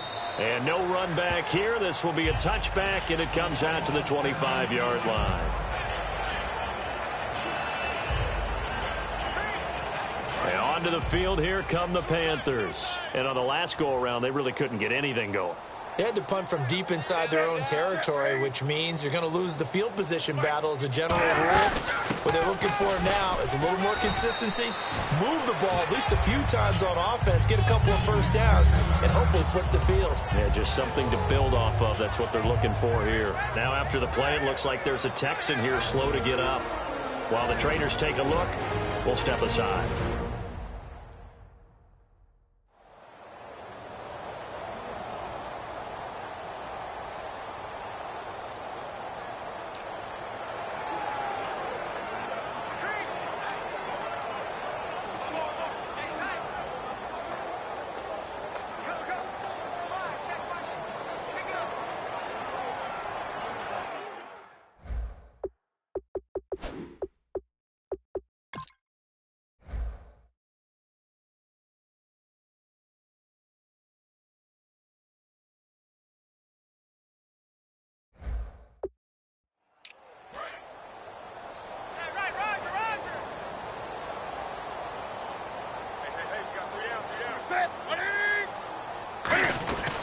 The handoff comes to Stewart, and he is going to lose yardage here. It'll be a loss of 1, and they're going to have a third down. Well, on that play, the expression, don't blink, you might miss something, certainly applied. That was fast. Defense diagnosed the play, and it was over in a heartbeat.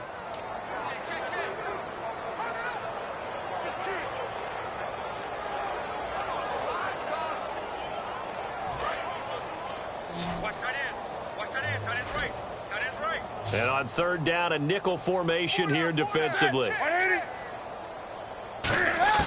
Throwing on third down, Newton. Gets it to Benjamin. It's caught. And he's got the first down as he's up to the 45-yard line. He's such a good route runner. Shows it there on third down. Very proficient and a good pass. And you know what I've observed over the years in the NFL? The better a route runner you are, the more confidence your guy's going to have in you to go to you in important times because he can trust you being in the right spot, and they connected there and picked up a first down.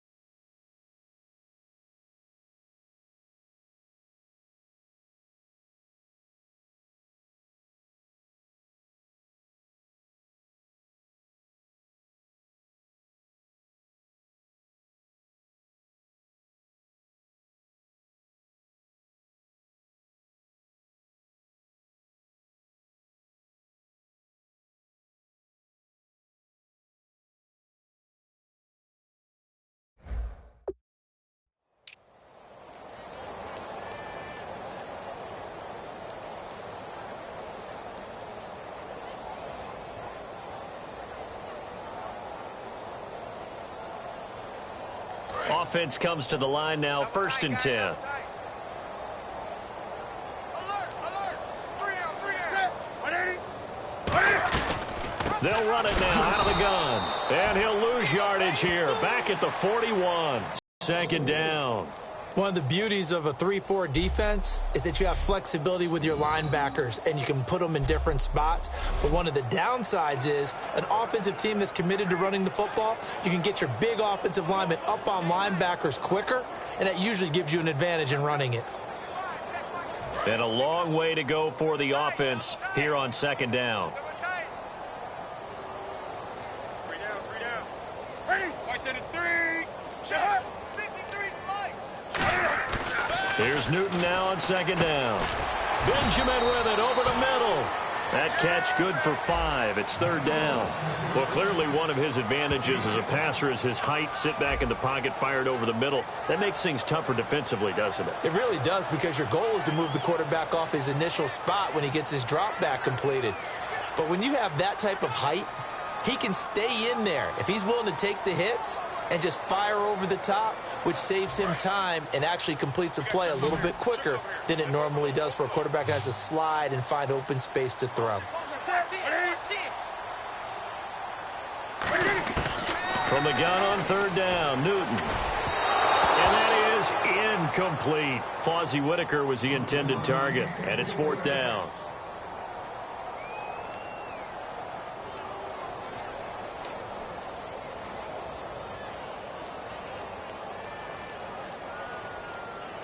Here's Andy Lee now. He's been one of their few bright spots so far.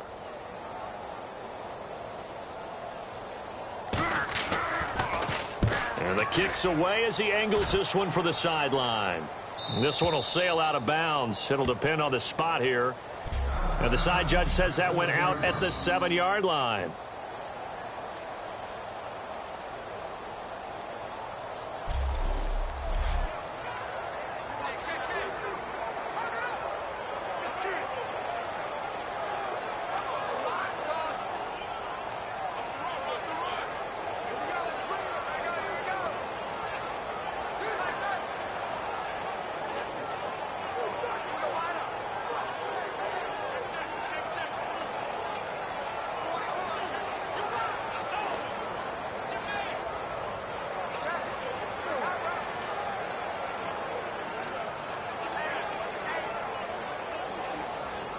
They'll need to get the play off quickly. And with the play clock running low, Bill O'Brien's going to signal for a timeout. And that's going to leave him with just 1 timeout remaining still in the 3rd quarter. We'll see if that comes back to haunt him. We'll be back.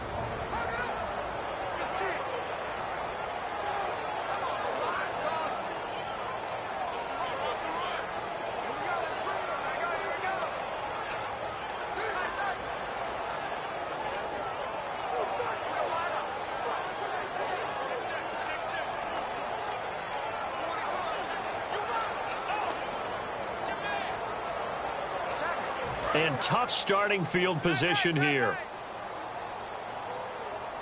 4 down. They isolate Hopkins on the left side. On 1st and 10, it's Osweiler. Going deep this time for Miller. Oh, this is taken in. It's complete.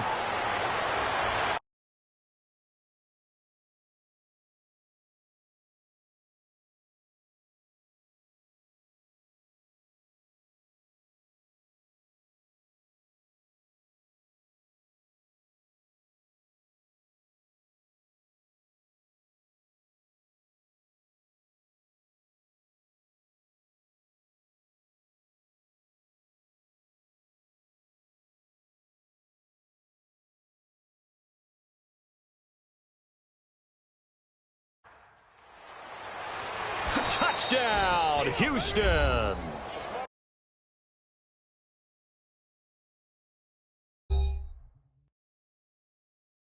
Braxton Miller, 92 yards. And the Texans continue to pour it on. And I think it's safe to say we won't call many touchdown passes longer than that this year, partner. No, I would agree with that totally. And right now, you're looking at an offensive coordinator Conservative would not go next to his name. Risk taker, definitely, because he valued the opportunity to create a big play against what could have been disaster if they end up getting sacked or fumbling the ball in the shadow of their own goal line. Time running out here on the play clock.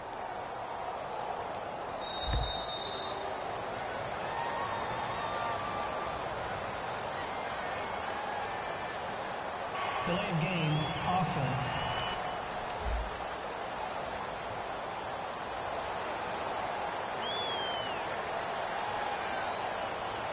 They'll try it again now after the 5-yard walk-off.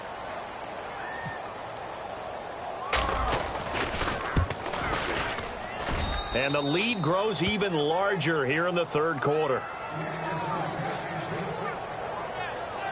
Those are the ones the offensive coordinators dream about. One-play drives from that distance. What an effort. It results in the touchdown.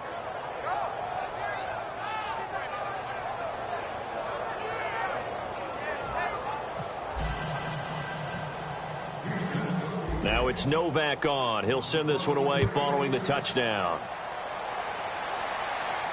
That's fielded in the end zone. And no run back here. This will be a touchback, and it comes out to the 25-yard line.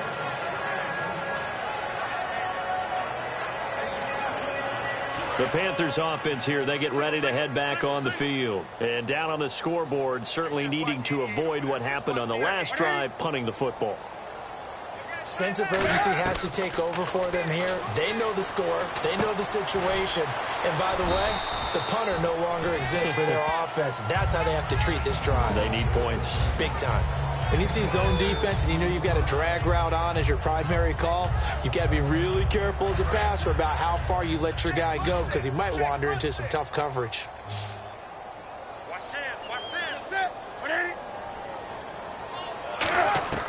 To throw on second down is Newton. And this is a catch by Ted Ginn.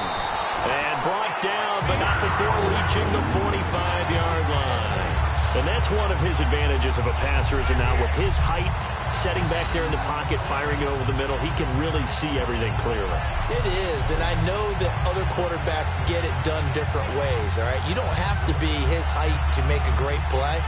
But what he does is he takes away having to make those slide steps in the pocket to find angles to throw the ball through. He just throws right over the top of it because he can see everything.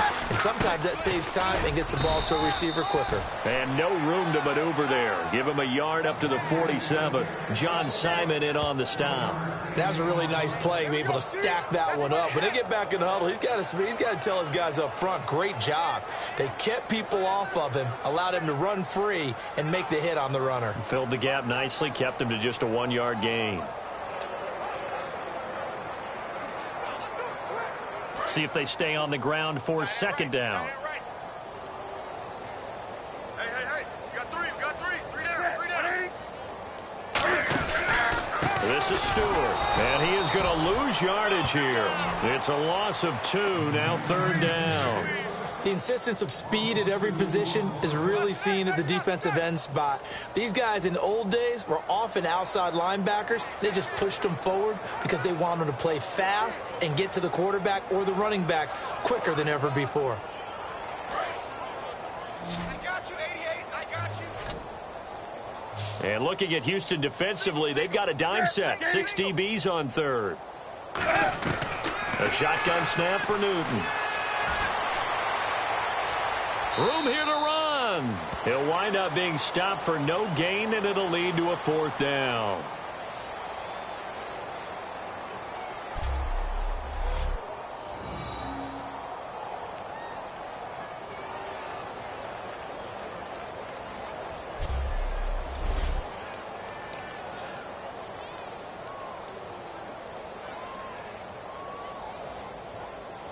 Here's Andy Lee now. He's been terrific so far.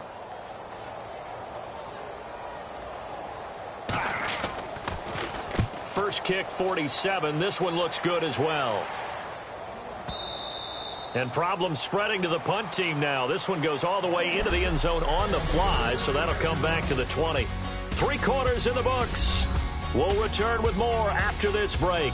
You're watching the NFL on EA Sports.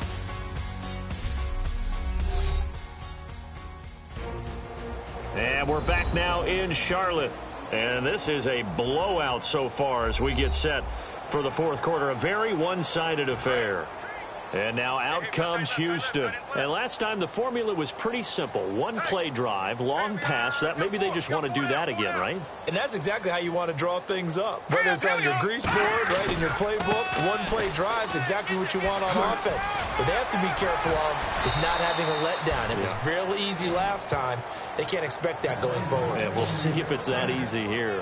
When a coaching staff sees their team run the ball this successfully in the fourth quarter, they're really excited because you can plan for a running game all you want and want to press that advantage when you get it. But for the most part, it's a little bit of a surprise. And right now, they've got to keep that going, want to continue to grind out the clock because it's definitely in their favor at this stage of the game. Can they close the game out and continue to do exactly what we just saw there, and that's run the football?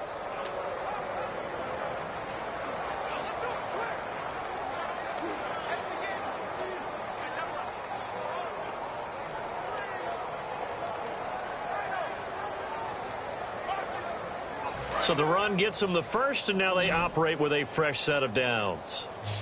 On a delay of game there, they could not get the playoff in time. Frustrating for the head coach, frustrating for the offense. Sometimes you have to get the play call in a little bit quicker.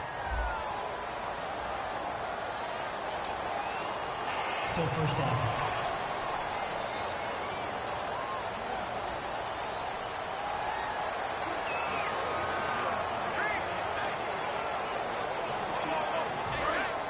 Looking to jam the receivers at the line here. Press coverage look defensively.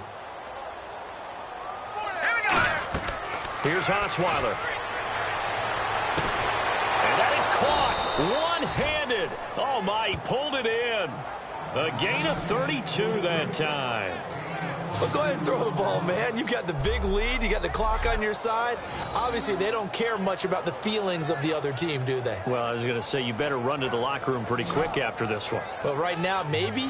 They're just looking at it from the fantasy perspective. More points for everyone if they win big.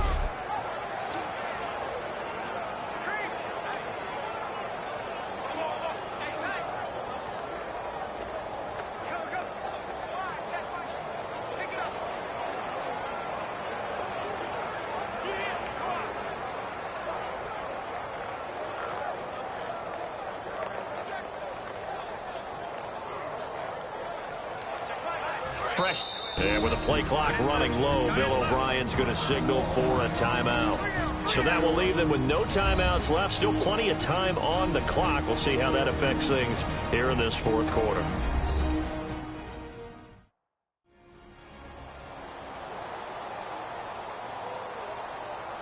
So the offense takes the timeout, and they are back out and ready to rock.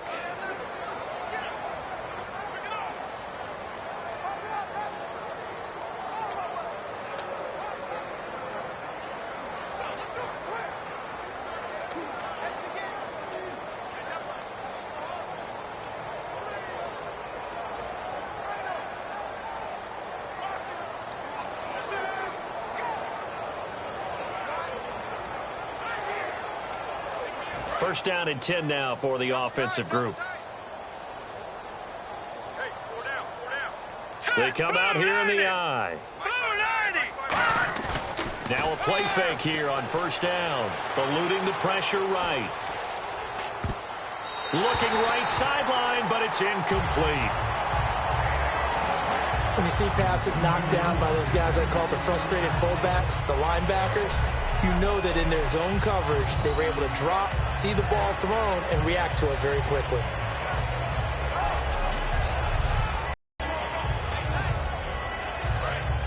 And on the outside, they're playing press coverage.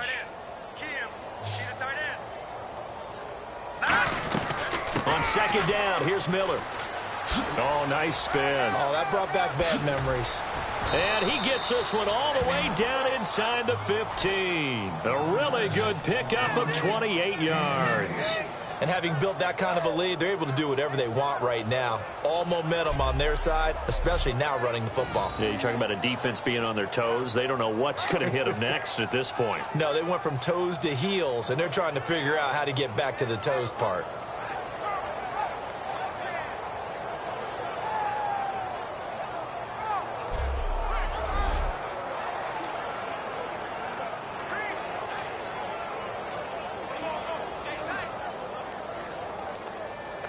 And now a first down following that long gain.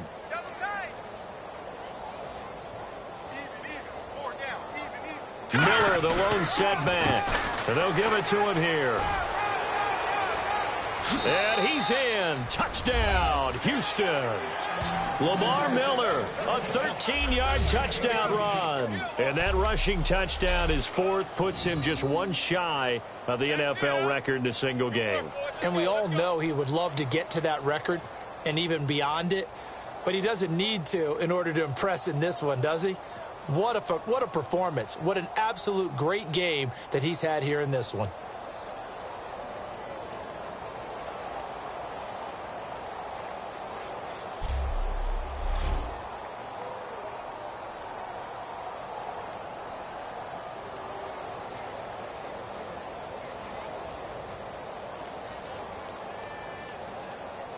Novak to tack on the extra point.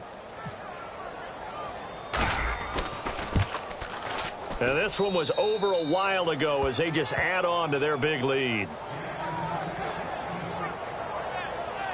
The drive summary that time, 5 plays. And Lamar Miller caps it off with a touchdown run.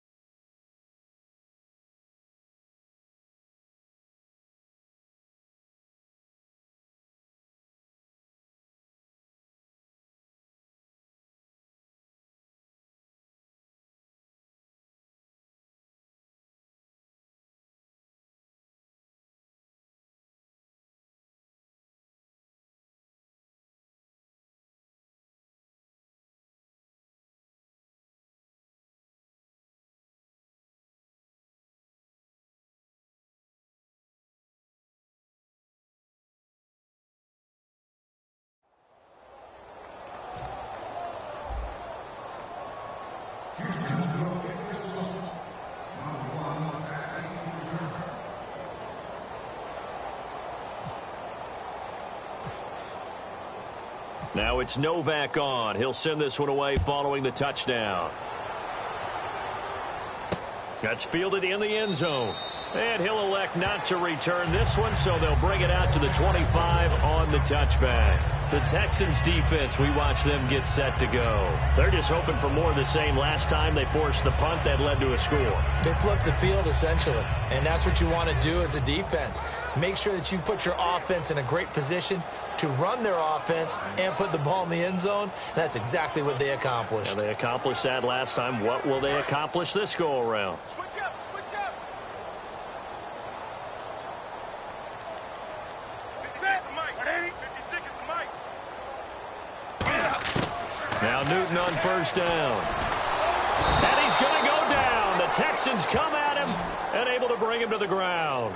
John Simon in there to get him for his second sack of the night. And no matter what the situation, the O-line just hates that because they feel like they didn't protect little brother back there, right? Man, that's just so difficult for them because just think about every single play.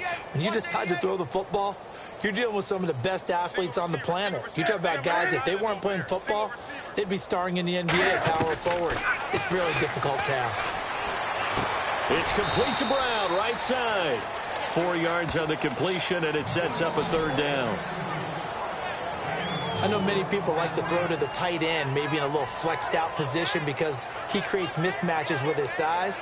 The slot receivers do the same thing with their quickness, their speed, and their route running savvy.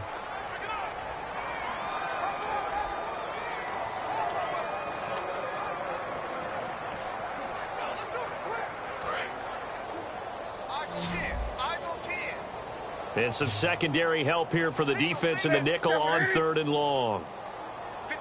3rd and long, it's Newton. And he can't come up with a pick.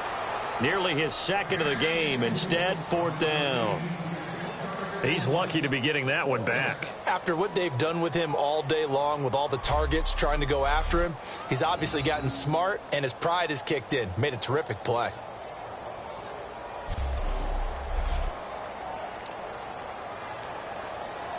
Here's Andy Lee now, standing just outside his own goal line.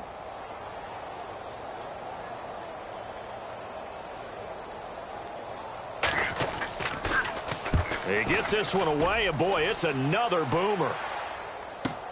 That's taken on the 25.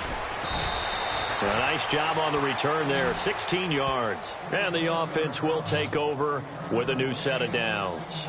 Here's the Panthers defense as they get set to go again. And with this deficit, let's be honest, it's time for them to get a stop. And partners, you understand very well from our time together and visiting with coaches, defensive coordinators tend to be a little more emotional, a little more high-strung than others. They are. I have a feeling that speech came out about taking a stand and bowing up in this possession. Yeah, that's where this word pride comes out, right? In a big way. Check 59. Mike is 59. Mike is 59. They'll start out on the ground. It's Lamar Miller. And for one of the first times tonight, he's going to be held up at the line of scrimmage. No gain on the play. It'll be 2nd down. So nothing there. I don't know that that's all in the back, though. You got to look at blocking there, don't you? I would agree with that totally. At some point, they have to win at the point of attack. Instead, it was the defense getting it done again and holding them to no gain. So they're still at the original line of scrimmage here. 2nd down and 10. Here we go. From the shotgun, Osweiler. Flush to his right. He's got Fuller. They can't tackle him. Touchdown, Houston. Will Fuller, his 2nd touchdown of the night. And the Texans add on. And, my friend, I think it's safe to say that this game is pretty much deceased at this point. It's taken a knee, so to speak. It is definitely this victory formation. Take the snap, take the knee, call it a night, call it a game, call it whatever. I agree with you totally. I don't think there's much left to get except for those who want to run up the score. I knew this was over about a minute ago when you took your stat sheet and just flipped it over your shoulder in the trash can. Yeah, that's similar to the guys cutting tape off right before the game's over. We know this thing's done. 1 play, 2 plays, touchdown. That's all it took there. A very short and sweet drive that got him in the end zone.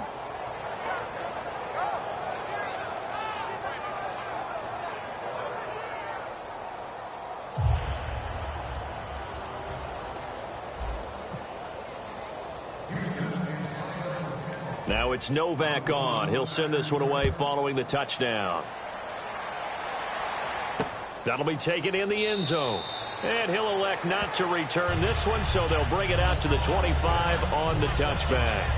Carolina getting set to take the field. And they're coming off a 3-and-out, my friend. I think they've got to look at that play sheet and go to a spot that they haven't gone before.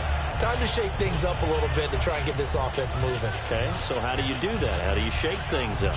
You look at what you've called before, realize it hasn't worked so well. Go to something else. And maybe you try and find one of those special plays from one of your better players, and maybe try and hit something big and get things going in the excitement area. You're on an island over there. You're on an island.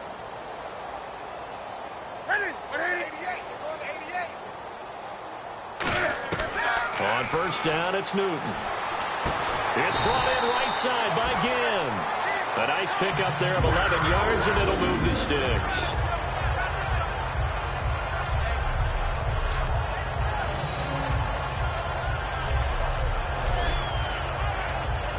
Right. He's tied right here. He's tied on the right. Tied on the right.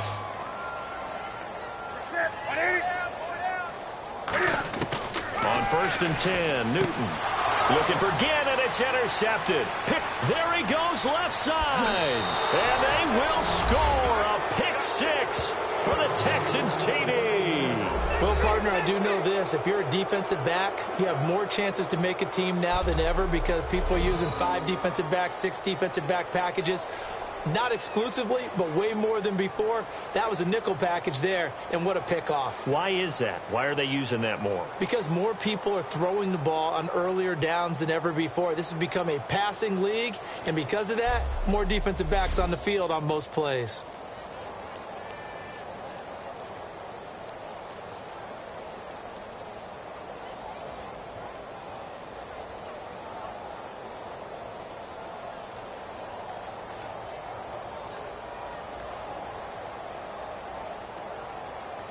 Novak is on to attempt the extra point.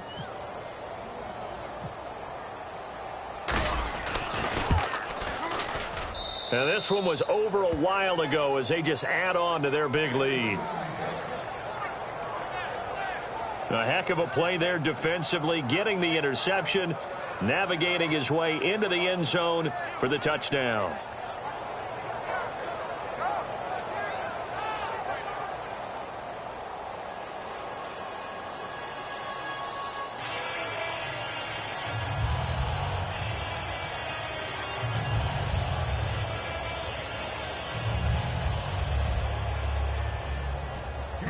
So they throw the pick six. They'll get another shot at it now as this one's in the air.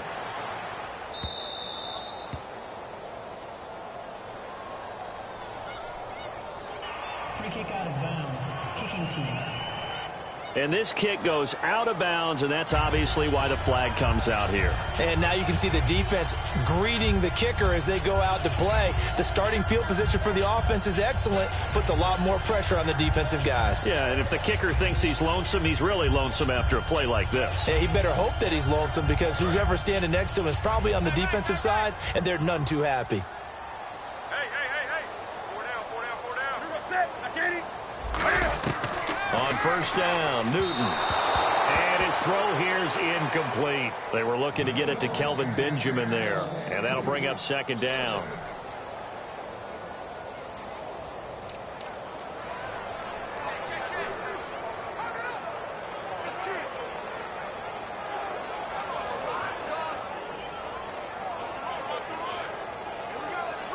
And on 2nd and 10 now. Double tight. 4 down. Check. 56. 2nd and 10, Newton again. It's complete right side to Benjamin. And he's taken down, but not before he gets this into enemy territory across the 40. And he's been one of their few bright spots here this afternoon.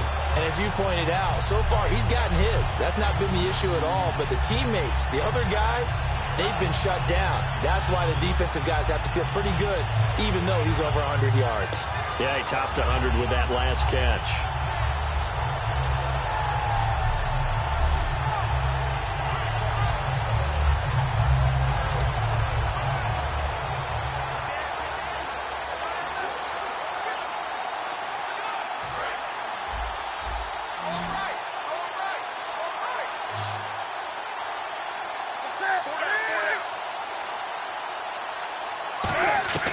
Now Newton on first down. And it pops free. The collision there jarred the ball loose and brings up second down.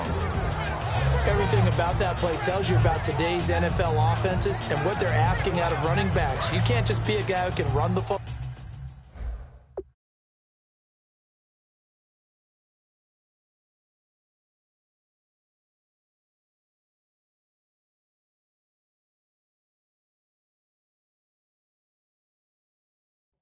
You have to be able to catch it as well, and he didn't get that done on that play. Hey, we got 4 down. Draw play, Newton.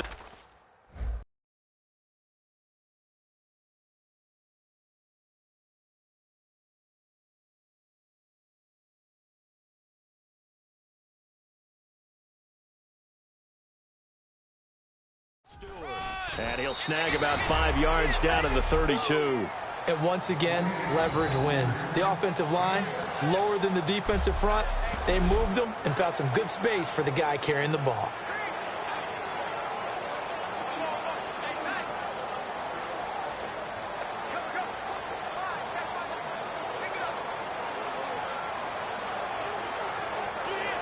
So they run it on second down. Now let's see what third down brings here for the offense.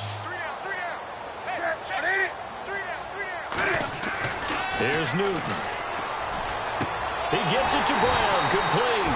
And he's going to have a first down here as he gets this one to the 17-yard line. So he makes the grab and the chains move forward. Nice job by the offensive line giving them time to complete that first down pass. And the offense lining up 1st and 10.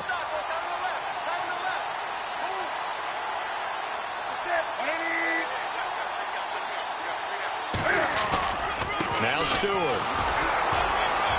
And he'll take this one down near the 15. Credit him with a 1-yard gain there to make it 2nd and 9. Partner, we know today's NFL is really built around the guy throwing the football. But these short runs, they still pay dividends because they can take their toll on a defense and they can add up as the game goes along. You control the clock, you control the ball, and that way you often control the game. Here's Newton now on 2nd down. This will be caught at about the 6. And he'll take this into the end zone. Touchdown, Carolina. Kelvin Benjamin. A 15-yard touchdown grab. And the Panthers gain a bit of respectability. That's a whole lot of points still to be down. But congratulations, they're still fighting, and they scored another touchdown. My old high school coach used to say, Charles, he said, sometimes you win, sometimes you lose, and sometimes you wish you never had showed up. Could have saved the gas money, the hotel, what have you, huh?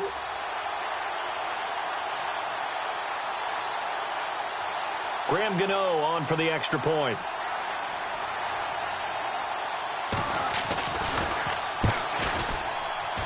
And they make the score a little bit more respectable here in our final quarter of play. So this drive spans 7 plays. And the end result, a Panthers touchdown. This will be taken in at the 1.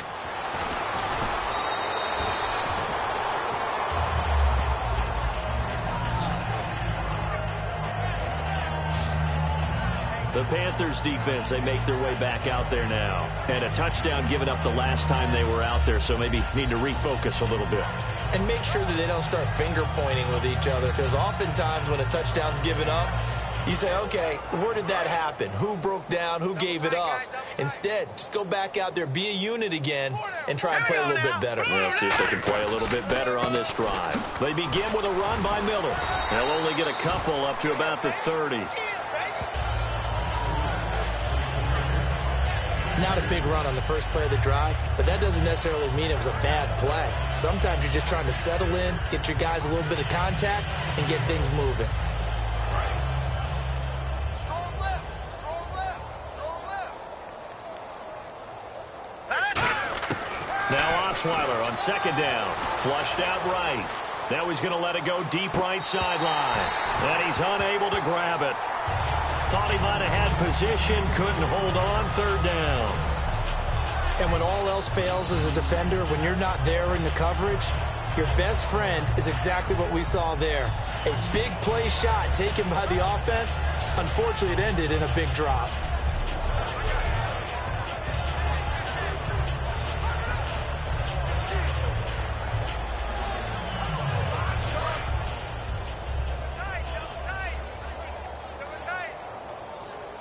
And the Panthers bring in their nickel set as they try to defend here on 3rd down. 5 defensive backs.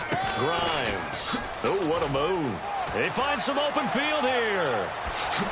Look at this spin. Balance. A big gain there on 3rd and long. 31 yards. I know it's all smiles on the offensive side of the ball right now, but you and I both know the entire mindset was just pick up the first down. What do you call that, one of those gravy plays? Gravy, absolutely. They got more than they bargained for. Love the way it turned out for them. Couldn't imagine going into the play that they thought this would be the end result. Yeah, the defense got to be shaking their head, though.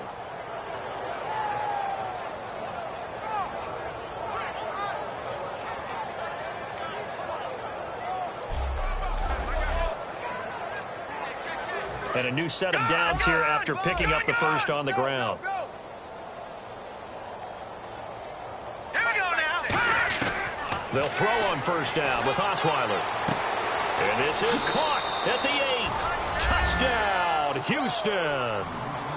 Will Fuller, 38 yards. And the Texans continue to pour it on. Well, this game is definitely over, but we do know some people like to go ahead and continue to add to their score, don't we?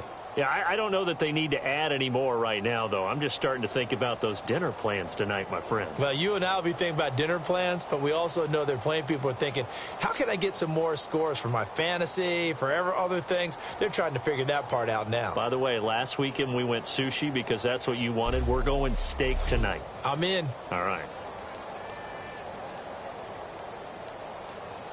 Novak to tack on the extra point.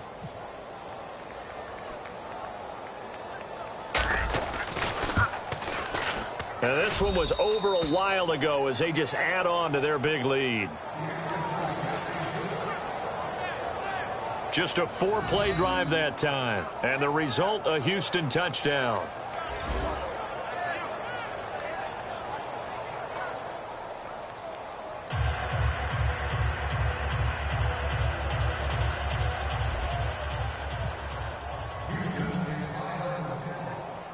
Now it's Novak on. He'll send this one away following the touchdown.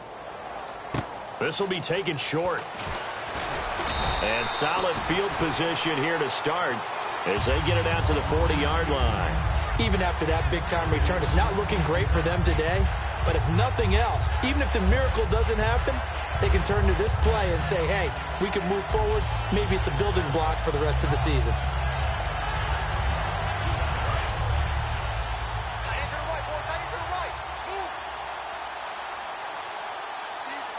Stewart is the lone setback. Newton now to throw. And caught left side, Olsen.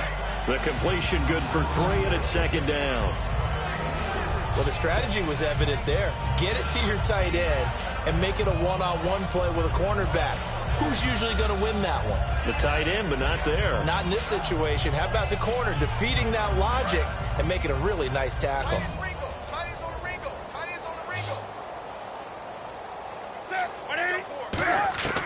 To throw on second down is Newton. And Olsen over the middle. And he takes this one down all the way near the 30. A really nice gain of 25 yards. There's a good bridge to the tight end, and I think they were looking at something out of central casting, frankly. Absolutely. I mean, size, the hands. Speed. I mean, can flat out run. You put that whole package together, you light up the eyes of an offensive coordinator, don't you?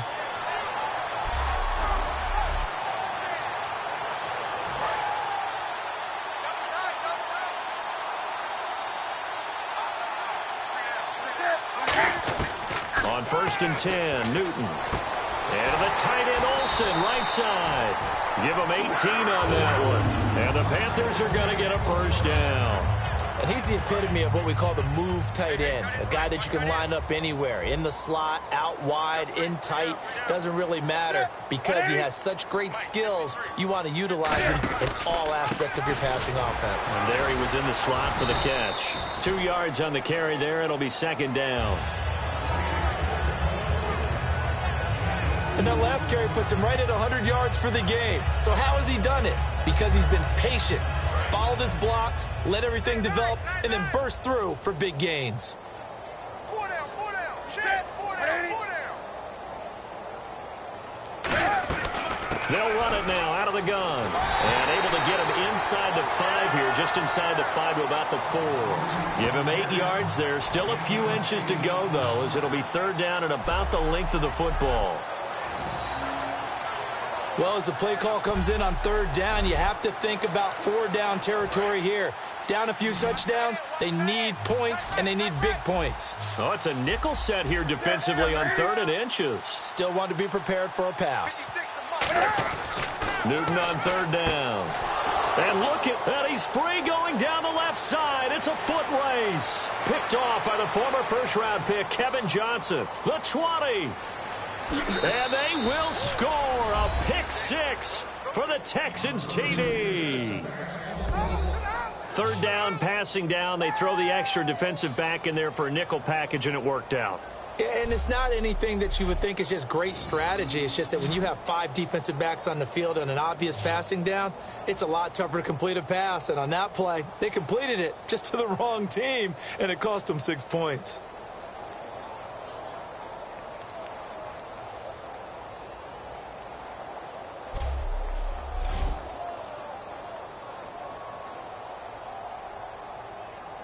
Novak is on to attempt the extra point.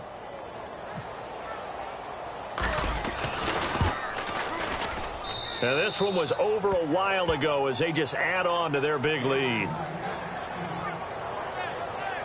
So the defense creating some points, not only getting the interception, but then returning it to the end zone for the pick 6. So they'll get another shot on offense following that pick 6. And now the kick is away. Fielded about a yard deep. And he'll get it up past the 20 to the 22-yard line. Here are the Panthers now as their offense comes back out onto the field. And last time, decent field position through the pick 6. Obviously costly. But they can't afford to just bunker in now. All right? Good field position means go ahead and attack on offense. Try and press the advantage a little bit. They just have to be better with the football on this possession. So that didn't bother you too much last time? No, because it's exactly what you're supposed to do. You can't have good field position, not try to take advantage of it. Sometimes the defense makes a good play, too.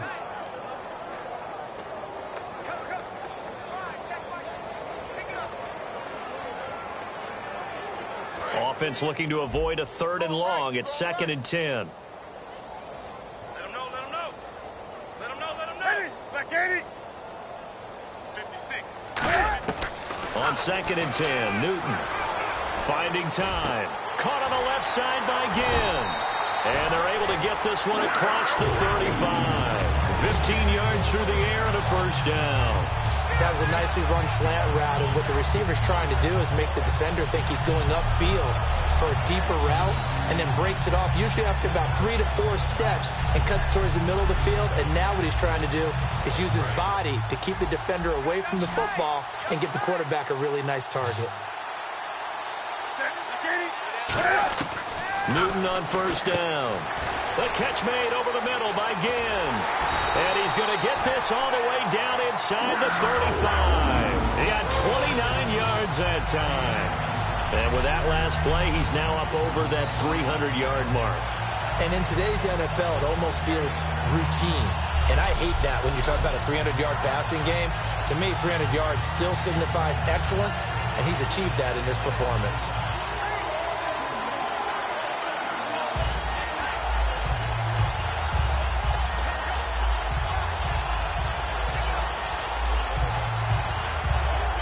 And this will probably be the final play before the 2-minute warning. Time for a break. Back to finish it off on EA Sports after this.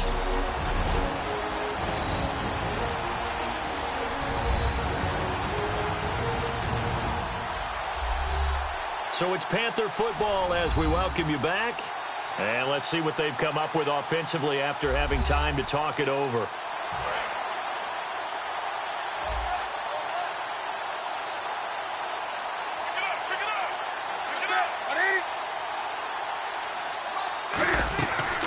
They'll run it now out of the gun. And brought down, but not before they're inside the 25. Give them 11 yards that time and a new set of downs. And they're going to hurry back to the line now. Newton now to throw. And he'll be hit as he releases it, and that'll fall incomplete. We just saw another example of really good defensive football, which has led to the cushion that they have in this game. Got to him once again, knocked him on the ground, forced an incompletion. Yeah, they've set the tone. It's one thing to set the tone, another to come in here on the road and set the tone.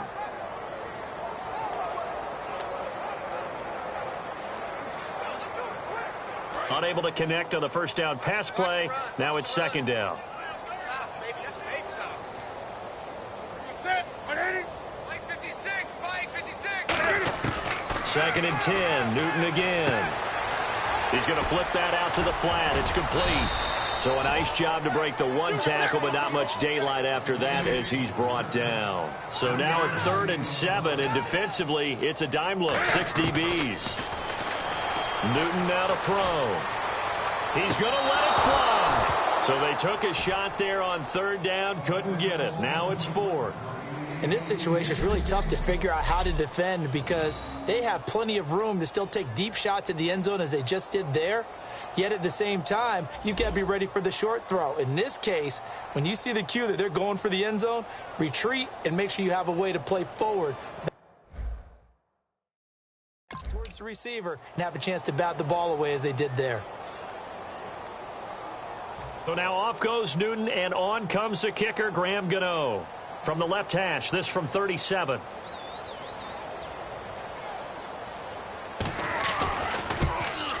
And Gano's kick is right through. And they'll get back 3, but this remains a large deficit. Well, in the grand scheme of things, it's likely not going to matter much, but at least they get themselves 3 points closer to respectability. And I don't know that they're going to feel a whole lot better about things because they've clearly been outplayed all game long. But, hey, no reason not to take the points when the opportunity presents itself.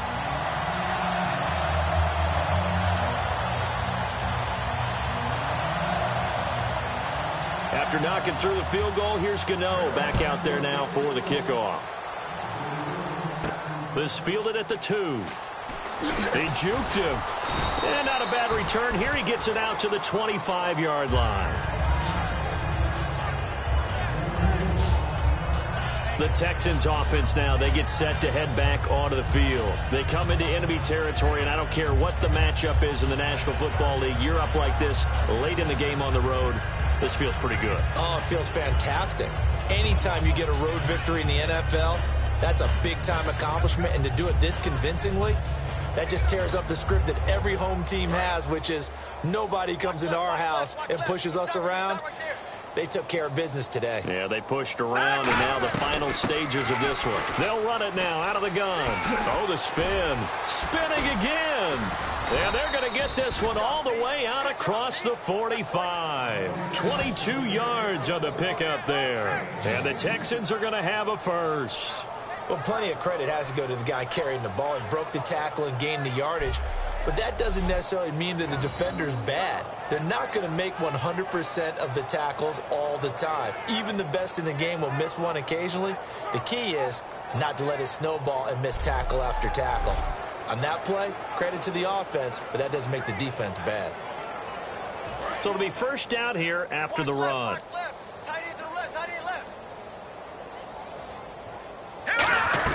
Again, it's Miller. And he's got some space here.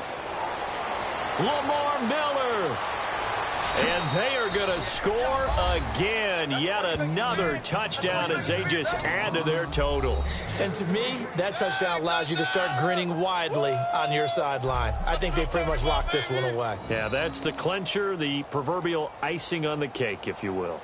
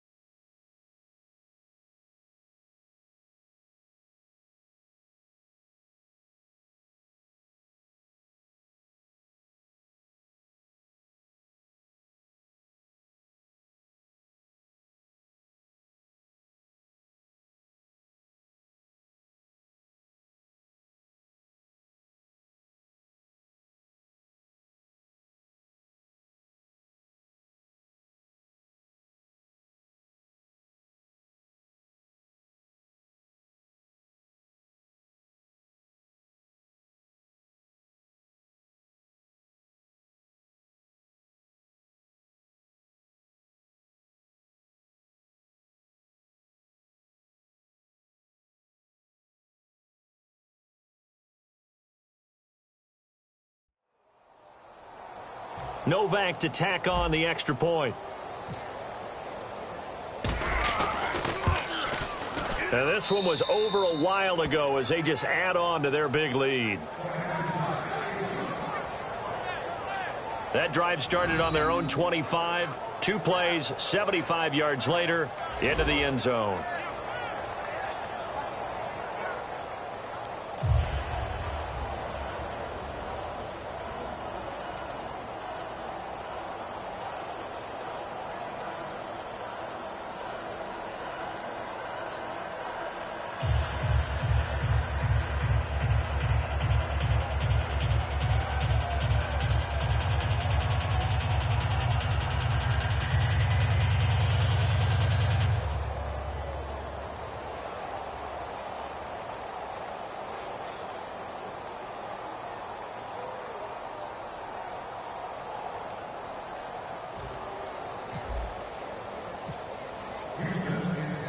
Now it's Novak on. He'll send this one away following the touchdown.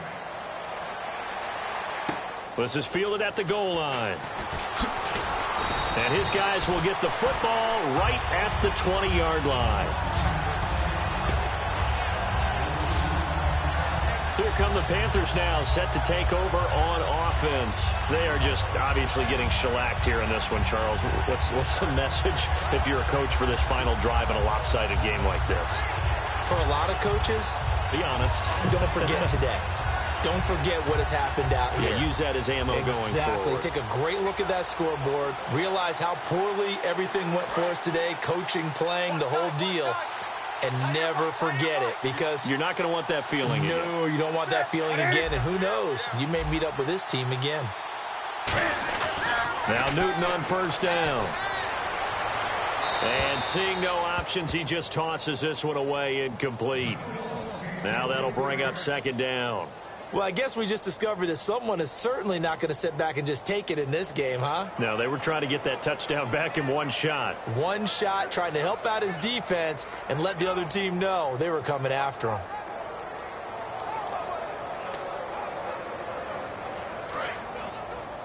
Watch tight. Tight ends right. Watch tight. Tight ends right. Alert. Alert. 3 down. 3 down.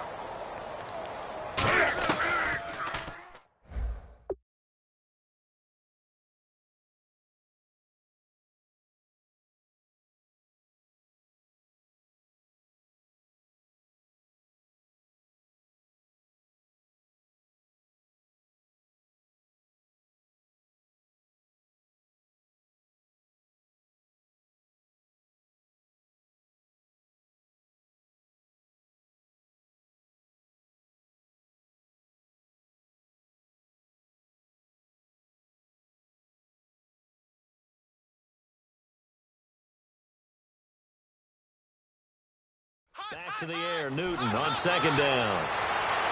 And unable to connect on the long pass. It falls down incomplete. Well, partner, I think the defensive fellas got the memo, and they decided to cover him on that play. Yeah, he's already up over 100 yards in this game. They tried a deep shot, couldn't get it. Yeah, when you've had that much success, finally someone said, let's try and put a stop to it and put people on him. Throwing on third down, Newton. Oh, he almost intercepted it. They're just forcing it into too many tough spots. That was almost a 4th pick of the game. And now 4th down. Well, an incomplete pass certainly doesn't look like a good play. For the guy throwing it today, as many interceptions he's thrown, he's got to feel a sigh of relief that the ball actually hit the ground and didn't go in the other direction. Here's Andy Lee now, standing right on his own 5-yard line.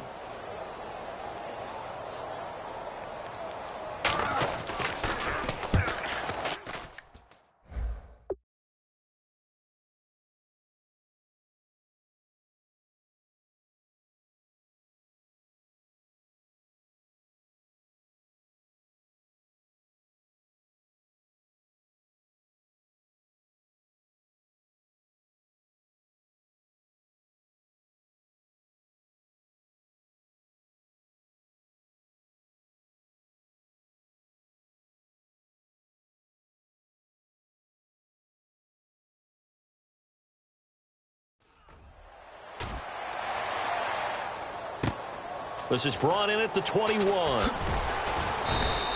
Well, he wasn't too far from breaking that. Officially, give him 15. And possession will change here with very little time remaining in this contest.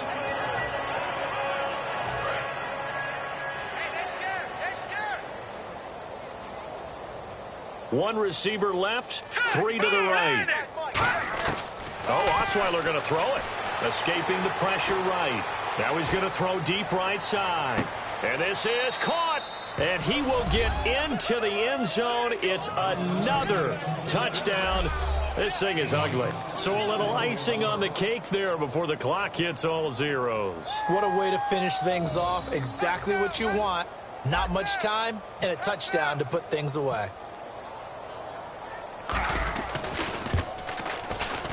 And this one was over a while ago as they just add on to their big lead. Well, the offense wasn't out there for a long time, but they were out there for a good time. One play, and they're able to hit pay dirt.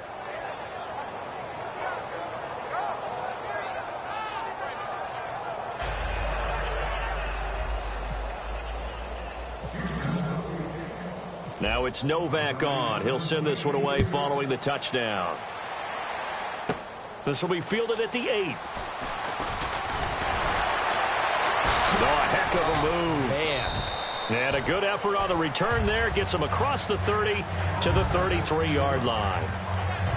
Well, in this one, partner, we had some action all the way down to the final whistle there with the late points and then the kickoff to end it. Yeah, and the best part about it is just seeing how teams battled all the way to the end, you know. Didn't really matter. Scoreboard was pretty well set, but they still competed until the final whistle.